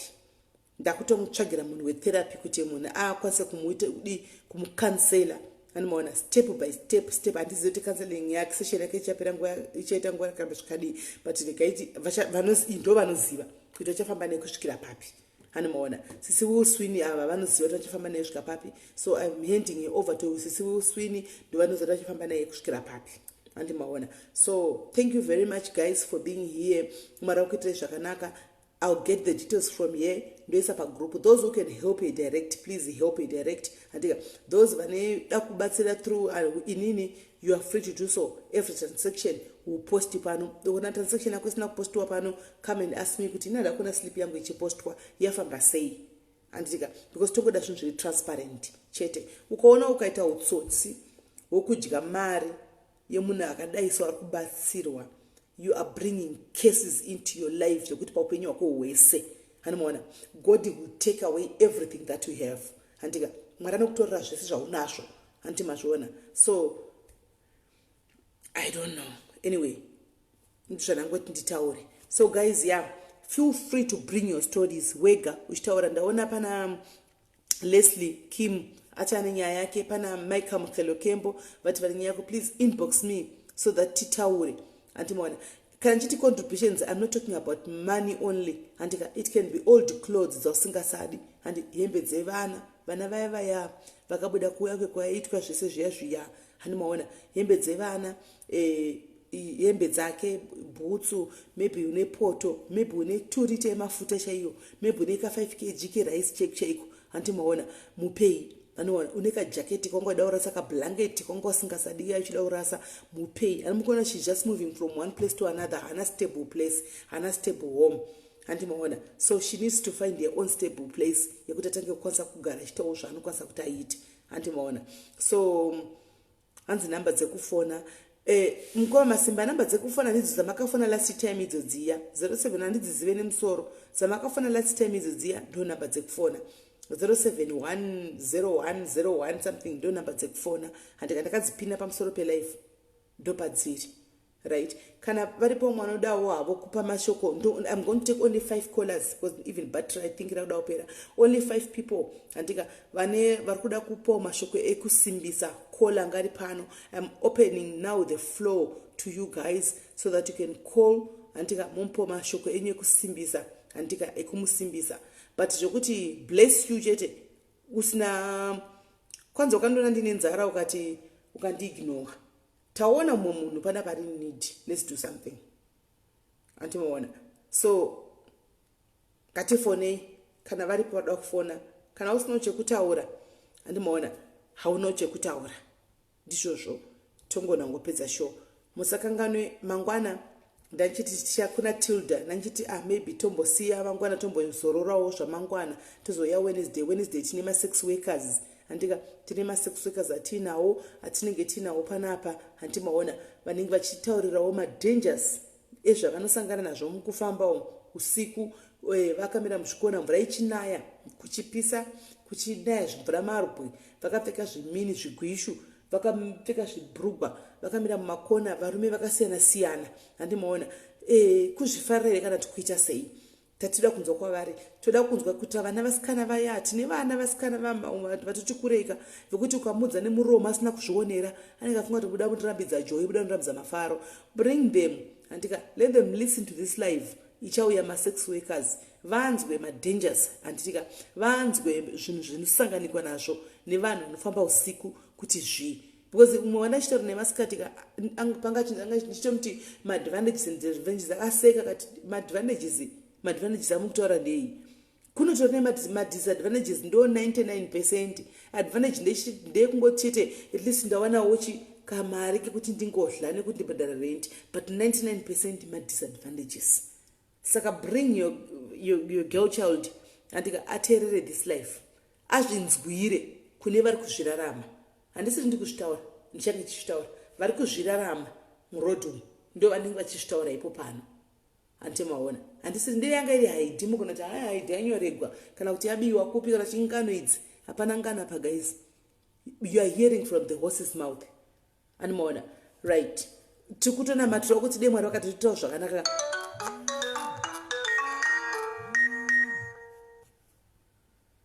Hello? Hello? Hello? Tiri kukunzwai? Sis Melly.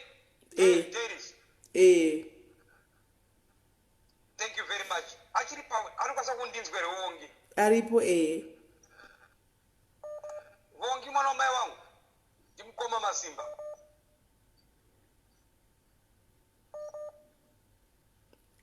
enderera mberi taura henyu. Handisi kumunzwa Sis Melly. Aiwa imi mamunzwi ave kumacomments ari kuverenga macomments ari kukunzwa yari mumacomments. Okay. Ndakubvunza achiri pafoni here kuti ndimi Aiwa kutora mafoni. pafoni haasi sipo ndasara ndega pafoni ndosaka makwanisa kufona because ndo foni yanga ari iyo yamuri kufona. Okay. Chekutanga ndakutendai mimi Sis Melly.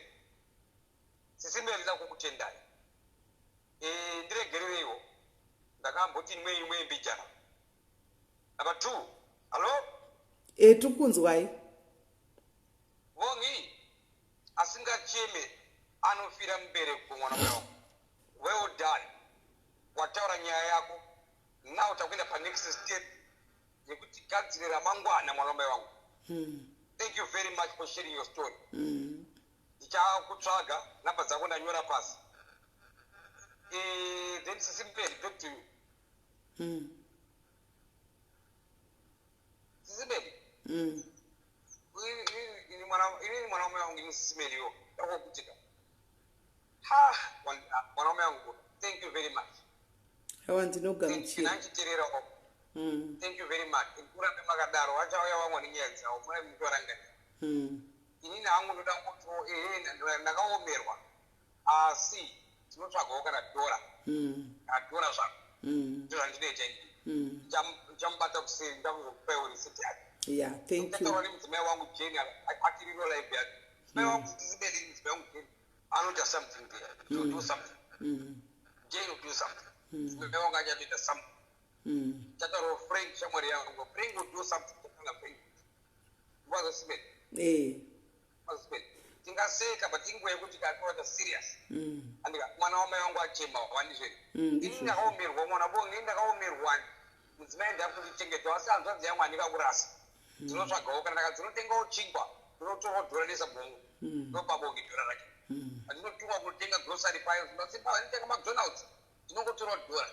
Dhora rake. Ndanga romona mwangu asi chamuti Bongi chatarira muroro wako Jane. Ndorapa pasi Bongi. Iye anotokuitirawo something chete.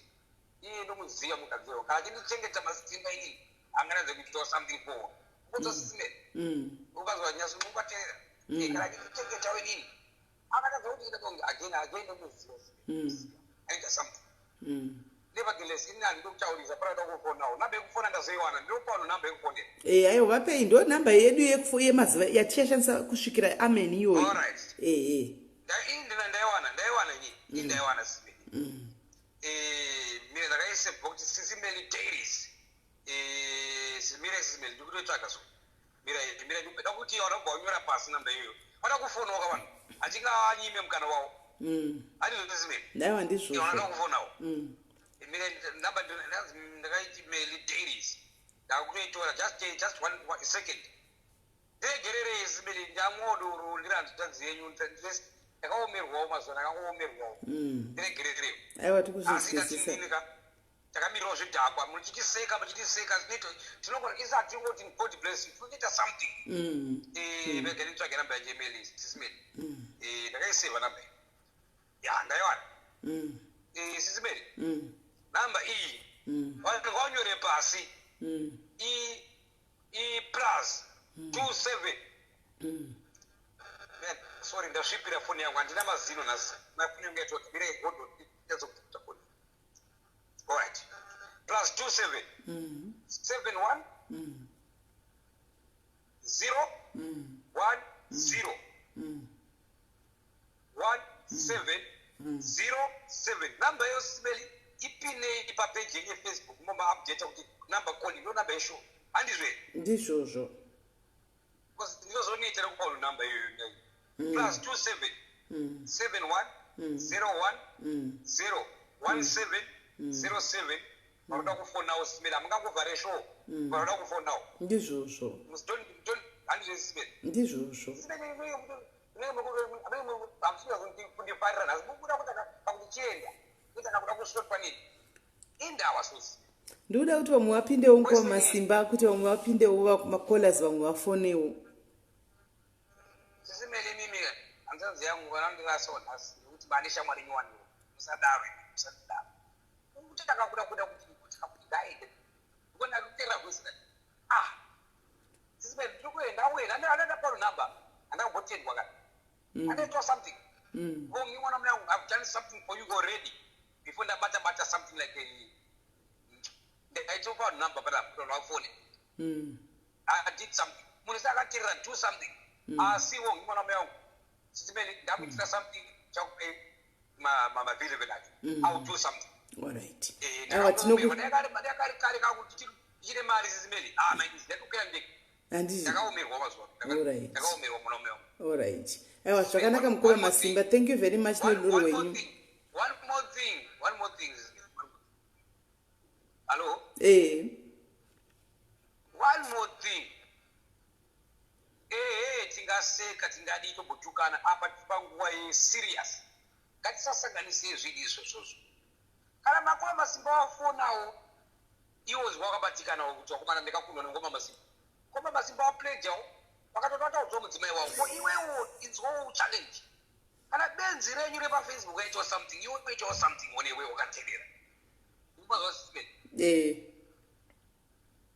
zuva itawo something zuva atakuita something zuva nozviita kuti ndakuenda one more thing can I say one more thing all right one more thing ndiregererei comment section asina cheka macomments mundiregererewo nehanzvadzi yenyu ndiri munin'ina wenyu ndakamwa doro rizuro nandinewo ndakagara pamba zvakandiomera mazuva right vanangoti ngendomwa doro ndiregererewo sana yangu wese mudzimai wangu arosvika makusiyana naino ari kubasa atane chiti saka ndiregererewo ndo rwangu nene rwakanyanyisa ona mai wangu aino munondidawo mese ndiregere ndada kuda kutaura zvananyora ndasvipira kone yokezingedede Sis Melly vachafona lokufonawo number that +27 71 You have a call. You have a call. Kola hello. Hello, could you say Sis Melly? Ndiri right uri sei kola? Kuri right, I want to kuna sisi wangi ngavasarasatariro pane zvese ngavaya kuti Mwari ende zvavaita vagona vakaisa nyaya yavo para kuvanhu kuti vabatsirike. Haiwa toda kutenda neso vatotipawo kuti tizive kuti munhu anosangana nezvakawanda wanda. She must be strong always. Vasatombopera simba tichavazama chero neso kuona kuti tingavabatsira vapenyu. Aiwa tinotenda. Aiwa kuJoburg kuvari kugara kupi kwacho kuvari kusaidi ripi? Vati iye zvine zvave kuSoweto munhu ari kungojamba from one place to another ati izvozvo nevhiki vari kumwe kuSoweto. Sorry? Vati vari kuSoweto izvozvi vati vane vhiki vari kuSoweto munhu asati awana stable place ekugara. Alright. Ina hangu ndaitikwanisa hangu kuvatsvakira basa kana vachida basa restay in kana riri right kwavari. Ndisingazazivi semunhu ane operation iya yakadhadhugwa katatu kuti zvinofamba sei handizivi but ivo semunhu ari mumacomments umu vanogona kunzwai kana vachida basa rachona handitika vanogona kuzongondicontacta ndikutaura napa Nokutaura naSimanga. naSimanga manje ndizori kuziva sei pa tatiri 900 kapanapa tatiri 900 people mai ndizoziva sei kuti Simanga ndeupi apa pavanhu 900 vangu vari pano. ndambokomenda hangu ndoitwa simangandlovu. Simangandlovu. Right. Ndinenge nda kutsvaga simangandlovu kana kuti unenge wakungoya kuinbox kwangu kuti Sis Melly makadini ndini simanga so that kana vachinge vati vari kuda basa maybe vanokwanisa ngoshanda vachidzokera zvavo kana mbawana stay in yacho kana vachida no problem. Alright. Kana vachigona kungobata basa dzaigona kuda kana sezvo vane operation havo togona vasakira repatwesi vangatadza chero vakatadza remumba vangazokonawo repatwesi. Vambotadza repakreshi vanozogona tinongonzwana ivo kuti vanoda kudi but chisho chavo vanga vari kuti vada kuita zvokuti vatengese mapefyumu avo iwayo. Tinotenda Sterek. Thank you very much Paul. Alright, iripo. Alright. So ndomwe kola uyu hanzi tinokwanisa kuvatsvagira basa kana vachida basa even repakreshi kana kuti remumba antimazviona so tichanzwana ivo.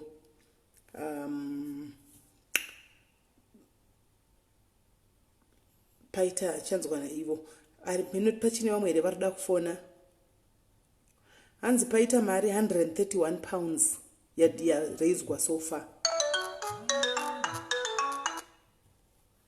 Kola hello kola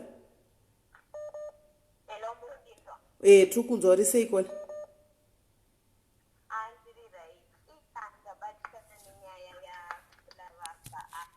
Ndangu advice yekuti kana pane zvavaikwanisa kugona kuita vanokwanisa kumbotsvaga like maybe mekumhuri kwana baba vavo vombogara pasi vombozama kufamba because chinokwanisa chiri chinhu chicharamba chichingodzokoroteka sezvo chakatomboitika kumwana wake zvicharamba zvichingoripitika vakasambogara vakasambofambira nyaya dzacho.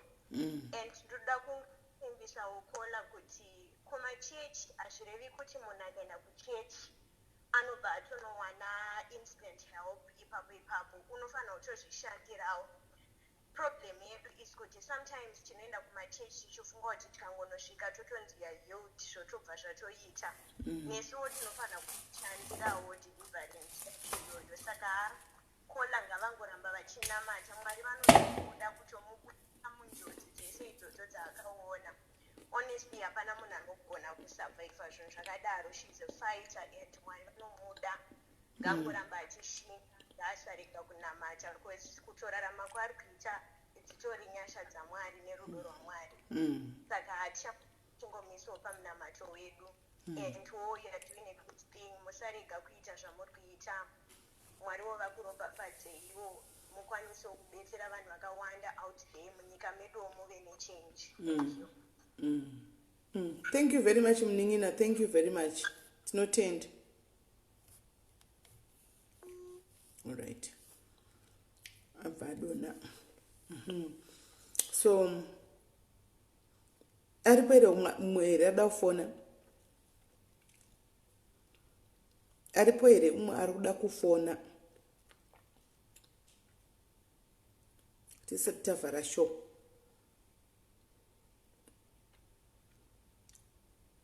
Aripo here umwe ari kuda kufona?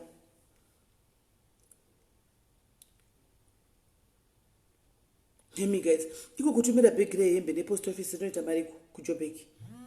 Kana pane vanoziva. Kola hello. Hi Sis Melly. Uri sei?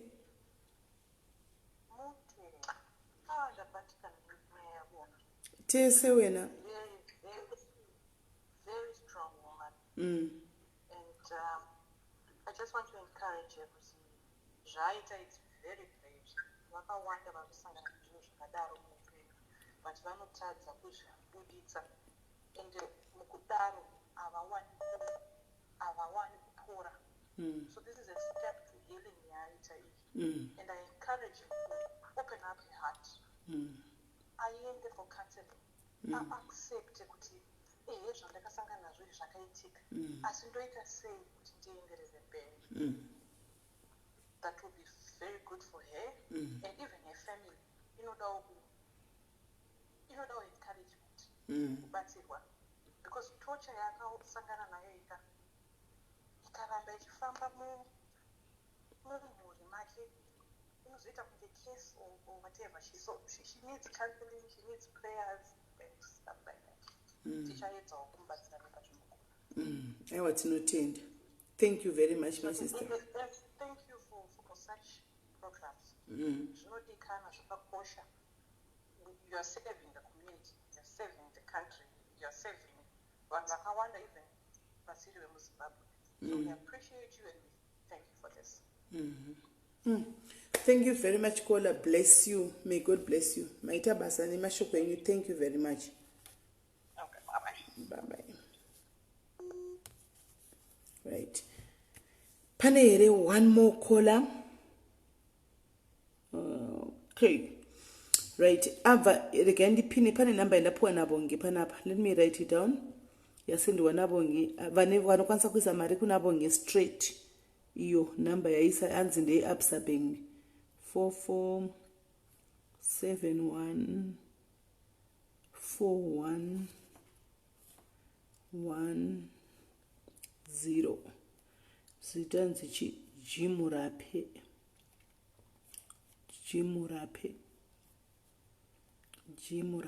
Absa Bank. Vanokwanisa kubatsira Bongi straight iyo. Ndanyora account number ndaisa iyo. Ndakubvisa yangu ishi ndopina yake. Andimaona ishi ndopina iyi. Kune vanokwanisa kubatsira straight kuna Bongi. Pane account number ndaisa pazazi 246810. Yeah. Pane number ndaisa pazazi iyo ye Absa Bank. Munokwanisa kuisa straight ku account ya Bongi ye munhu akanzi Jimurape iyo. Aripo here umwe adati achokupesera guys tatavhara. One last caller aripo here ada kupa mashoko ake kusimbisa or something chandotaura before satavhara. Aripo here. Kana pasina tivhare. All right. So guys, what do you think? Mangwana, should we rest? Tumirira kusira mangwana. Anditi? Isai my love name likes guys. Mangwana tuzorora anditi? Tuya ni Wednesday. Right? Ndizvoka.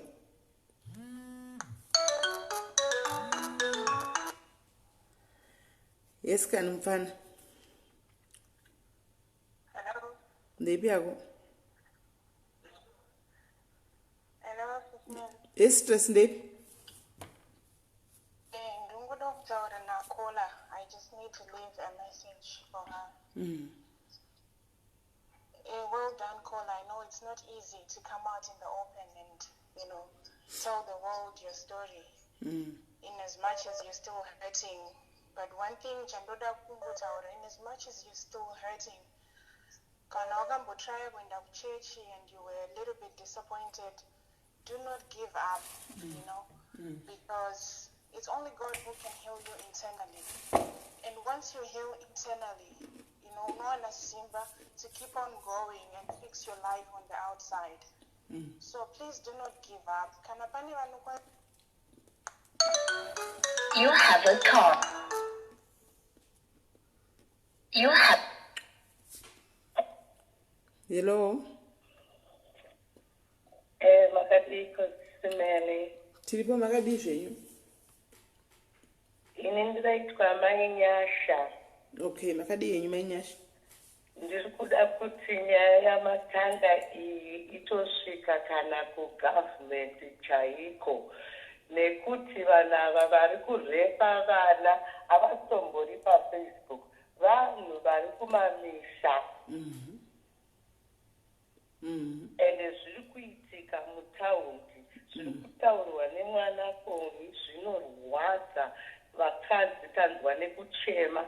Saka yanguva yekuti vakadzi tichimirirana, hurumende izwe kuchema kwaita mwana uyu, because mukaona situation iri kuZimbabwe right now, chiimagine naye zviri kuitika kune vana vari kuma-12 years old. Saka tinopa kutenda kuti mabata nyaya iyi, Sis Melly. Aiwa, tinotenda. Manje government tinosvisa sei kugovernment kwacho? Sis Melly. Kugovernment kwacho tinosvisa sei?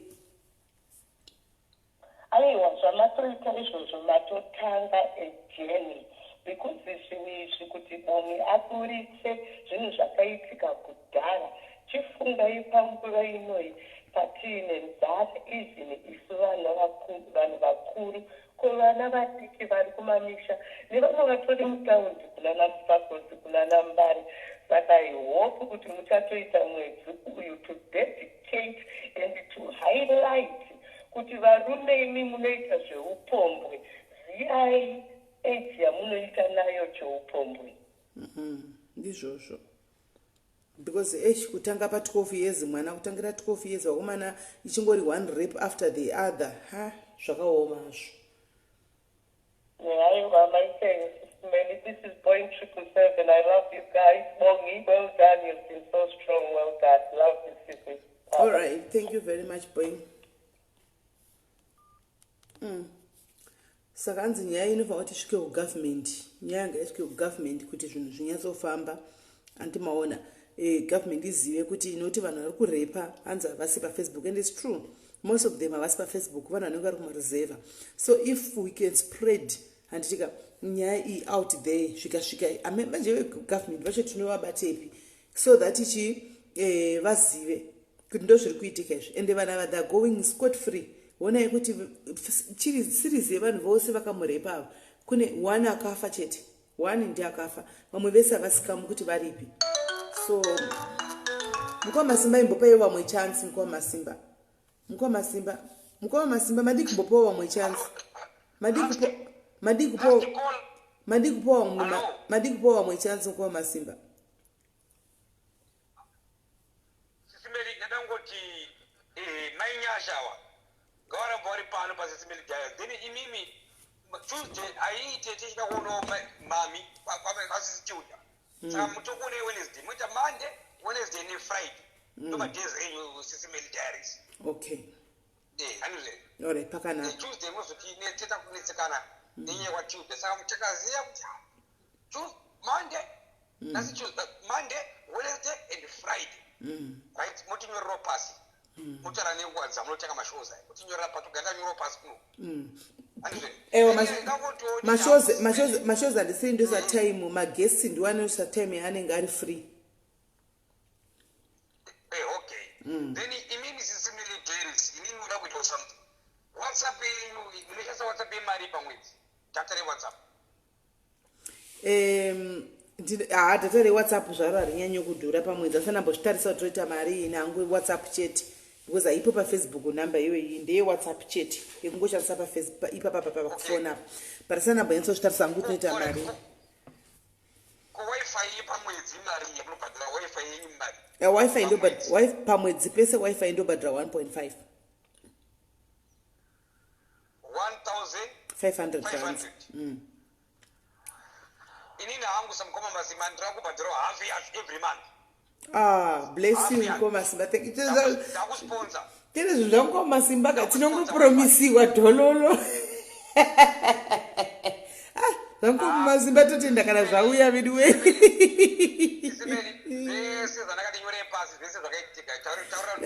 Wakupiko kusoti kwai Sis Melly muri kuita live rini Jane ari kuti mamuna Jane Msuya Jane ari kuti ndasuwa malive enyu ndoda kutenga data riripi data racho rakasouyepi zvamukoma Masimba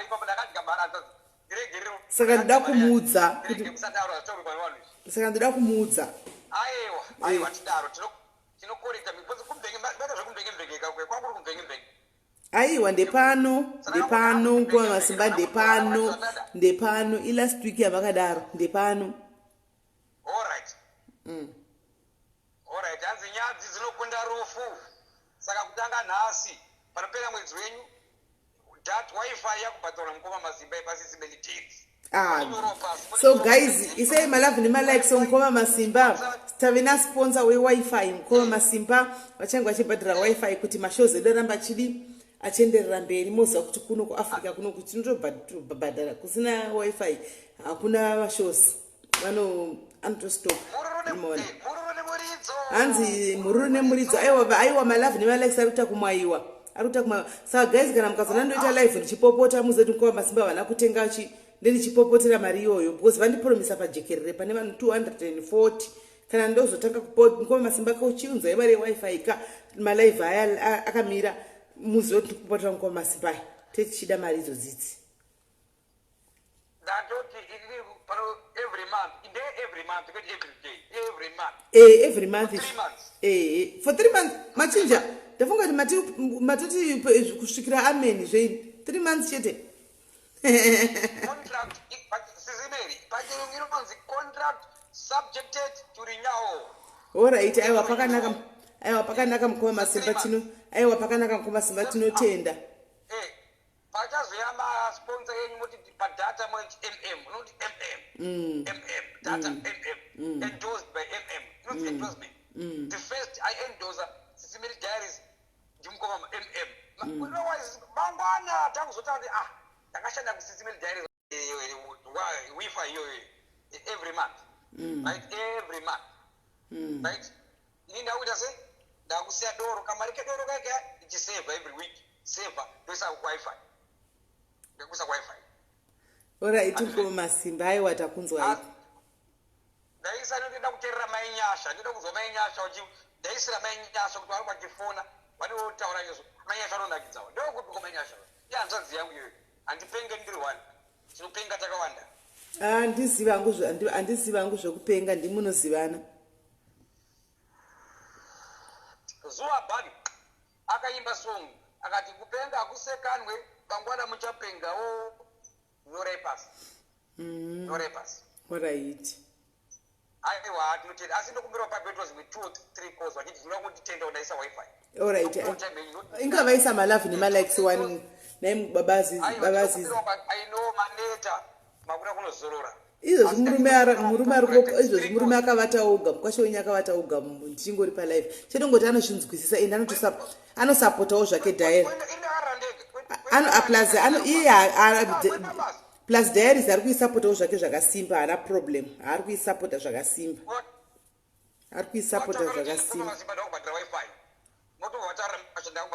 aiwa ndichavaudza adhairis vari kuisapota zvakasimba anzi inonakidza iri bhochero isitotererawo because hapana zvokushaudhiwa hapana zvinyadzi hapana chi vanhu vanenge vachingofara ndo zvevanhu vakuru kwete kuita kunge vana pafacebook so ya anozvisapota zvake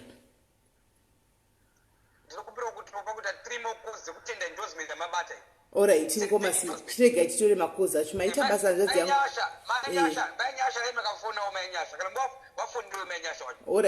alright pakanaka mukomasimba maita basa zvamukomasimba zviperi tinochingunzi one more thing manyasha kwanzi data redu for 3 months ichabva kuna mukomasimba remalife saka big guaranteed guys kuti every Monday, Wednesday, Friday tinenge tiripo pano mukomasimba vanenge vanenge vakakava gap saka tinenge tiri pano mvura yakunaya vanenge vakakava gap mukoma masimba saka tinenge tiri pano so guys ameno anzi vaisirewo malavu nemalikes kana pasina mwari kufona guys tipedze show tagara pashi ndofunga kuti nhasi tagarisa aikona zvokutamba tagarisa pane vamwe vachiroda kufona here kana pasina mwari da kufona guys ndokatangu ndongomira 1 minute ndobva ndadrop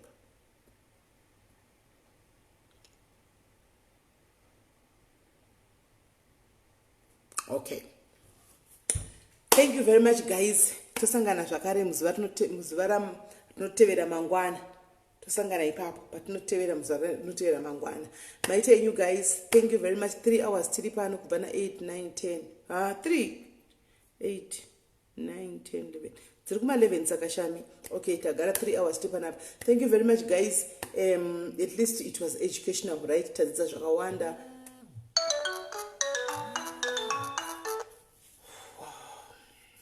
hello ndeipi tekla pane zvataurwa naBongi ndandakateerera ndabatikana ndarwadziwa ndisingatomboiti pandakashaya story yangu akandisendera friend request akatondimhoresawo ndandisingaziviwo kudani zvakarema zvaakatakura kudaro saka ndoda kutongomusimbisa ndichiti she's a living testimony and she's a strong woman and akagonesa nekubuda pachena akashaya nyaya yake ndiri kumurwadzirirwa right now ndiri kuita kunga inini but anyway mwari varipo vari kumuchengeta and nesuwo tiri kumuda and ndichazamawo nepandinogonera I'll definitely help her ndichakubatai kuinbox ndoona kuti ndingaite sei. Thank you so much. Thank you very much, Tekila. How are you coping, you Masvan? You personally? Aiwa, the God is in control. And Jiga? No, we hope for the best for you guys. But you'll be back in full force very soon. Thank you so much. Bless you. Thank you likewise. Bye. Bye. Right. So that was Tekila Kamboya nyaya yake panapa yairwadza yamaida part 2 story care antika. So guys, thank you very much guys for being here. Chirega itinosorora tosangana nemusi wechitatu zvakare tiri pane chimwe shongwa. Guys, bring your stories. Uyai adzisi nyaya dzega dzeabuse yechete kana nyaya dzerepo. Andimona nhasi we had a different issue handika yekuti rwendo rwake rwakafamba sei atinambobvira takaita nyaya yakadai. Handimaona, that was for the first. Tine unogona daro uchi uri inonzi wakaremedzwa nezvikwambo zvaunonyatsoziva handika taura nesu uya ushe nyaya yako. Hello. Okay.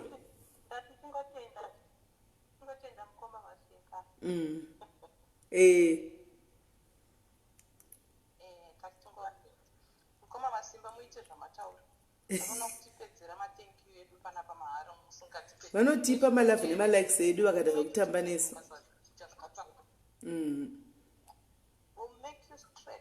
Yeah, like a straight line. Alright, iribo my sister. Right. So guys, unogona kuyo uine nyaya yekuti maybe wakailtutora stepmother kana kuti wakatakurisa zvikwambo kana kuti wakamboshandira ameno nyaya dzakasiyana-siyana idzi. Anomaona jeni dzakasiyana-siyana idzi wakambosangana the most painful experience in your life yauda kushare nevamwe vanhu vanoziva kuti ine lesson kuna somebody else. Bring it here handika uya utaure nyaya yako. The more yaunoitaura ka the moment yaunoitaura the more yaunofila light even iwewe handimaona pamwe unotoziva kuti unotomuka usiku chiroya pano hakuna judgment hakuna zvotanzi unotukwa unozoenda sei aiwa munotukwa kumvenge pana apa tukwe munhu handika pamwe unotoziva kuti unomuka usiku chiroya uchita sei handika uya utaure nyaya yako panoide tikutsvagire help vedu enini ndiri kumuka usiku ini ndozvitori pandiri handisi kuziva kuti chichiri kuitika kuna munhu anomuka usiku achiziva vakaona anomuka usiku vasingatozvizivi handimaona ndiri kutotsvakawo help ndazama asi zviri kutondinetsa kuti ndoita sei uya utaure nesu pano handika haungazoshaita tiri vanhu tanga tiri 900 people pano hauzomboshayi nokubatsira maybe une problem namai vako chechawamutaudzani namai vakakubereka nyakutumbura handiwaona uya ushayi nyaya yako so that vana mai vari pano vasaitawo masame mistakes handika awakaitirwawo namai vako kuvana vavo handimaona there are so many different issues that you can bring pano haingori haisi nyaya yeabuse chete handimaona haisi nyaya yetruma chete haisi nyaya yekungoti yerepu chete inyaya dzakasiyana-siyana handimaona inyaya dzakasiyana-siyana dzamunogona kuti unzira panapa and you don't have to come and show your face right. You can just phone zvawaita apa. If you need protection tongokuchinja zita handika no one will ever know kuti ndiani handika wochinja zita rako wongotaura nyaya yako pafoni handika wobatsira umwe munhu kana uchida kubatsirwa wacho help ichibudawo muvanhu yobuda muvanhu wabatsirwa zvatopera handimaona then life goes on. So musadi guys musagare nenyaya makatakura mitoro inorema mabwe mumwoyo mutakura matombo mumwoyo iko kuine rubatsiro kunze kurwa munogona kuwana handimazviona. So thank you very much guys. Morera munyasha mwari wakuitira zvakanaka tobatana nemusi wechitatu. God bless you handika musakangana kuenda kuyoutube handika monosubscribe zvakare kuna Sis Melly's Diaries kuyoutube handika kune vasina kuona live even pano you can go and watch it kuyoutube handika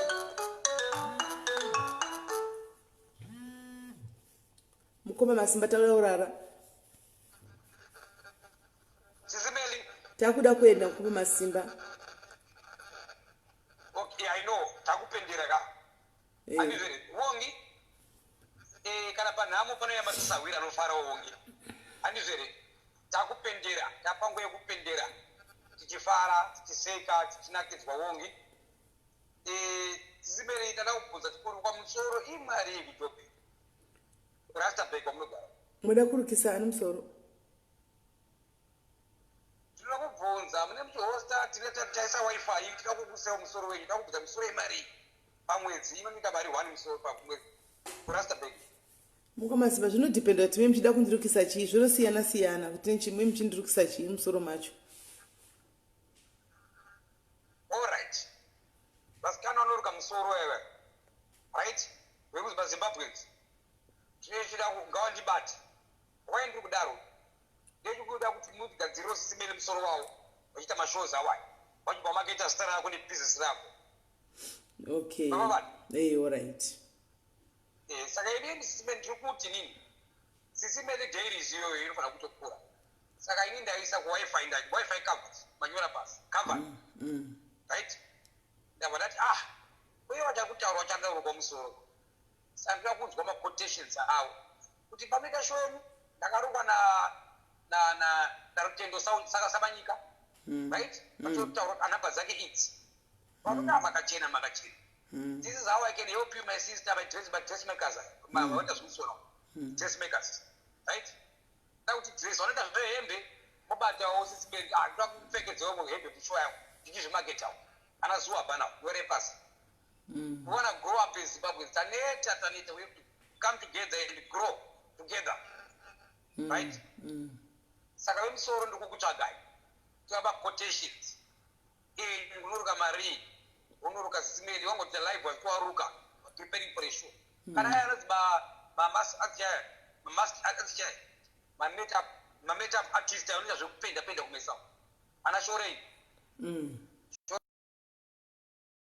kundibata right totsvagawo ini hangu kuti pakatibata totsvagawo samwana angu anobasa anoshanda neni handi kuti muita se muzviprotomoketo ipapa handire promote yourself to protect yourself handi chikura ndo zvandinoda kuti achipendera show yako Bongi show yako Bongi nyaya yako yaita kuti ndibudise mari kuti nditenge airtime because kune vakawanda wakaita sei right number 2 iwo ndichakuitira kuti something nini ndichatopa shoma nzadza yako yakaomera asi ichatara neni mukadzi wako unoziva manje ndakatira mukadzi kuti anzvadzi yangu ndinongoti ndimai nini wangu ndokuti handi usatete nevarora zvonetsa ndotokotsvaka kanyaya kana kuti muninawo mai wangu kana tangu zvikufonerawo kuti wakadiko mwana wangu ende wakurawo such things right chataura zvekuseri namba dzake ndanyora pasi right namba dzamukoma masimba anazere anagara nenamba dzangu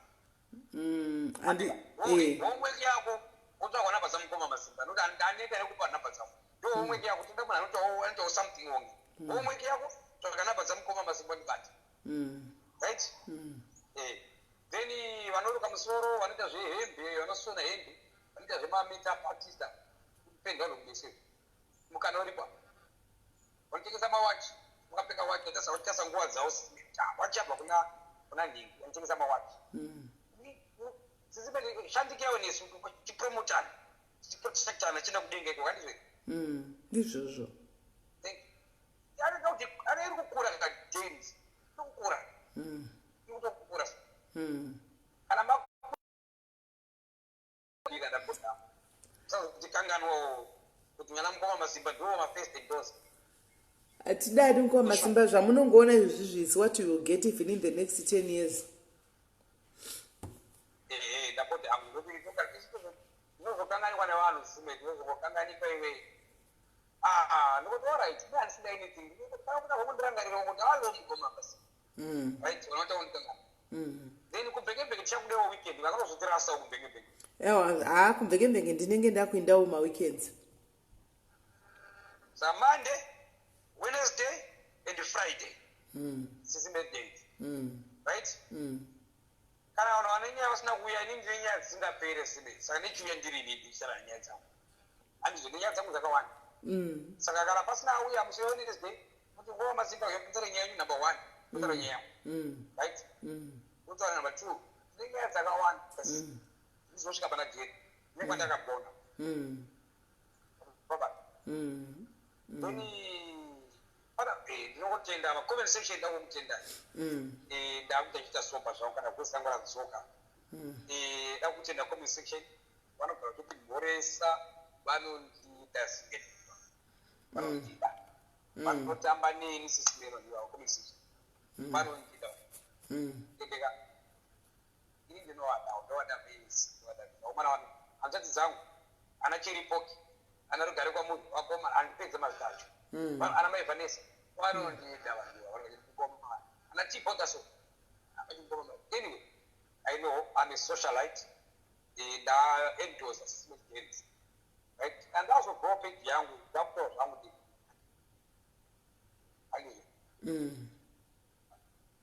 so compare was in the life with upper games, but also for my life but pre-approved. Aiwa hapana miti apaitwe life apaitwe pana papanongitwa life na Sis Melly ngoma masimba ne guest mukana mchuya muri guest Okay akakubvunza tinzwisise kuma post yakakuri post zvatinoposta mukufamba patinofamba munoapprove here kana muchi iri nyaya inenge yaitika iri kutoitika ngati mupenyu womwe kana kuti yaitika kana kuti yekutsvaga basa yes tinoposta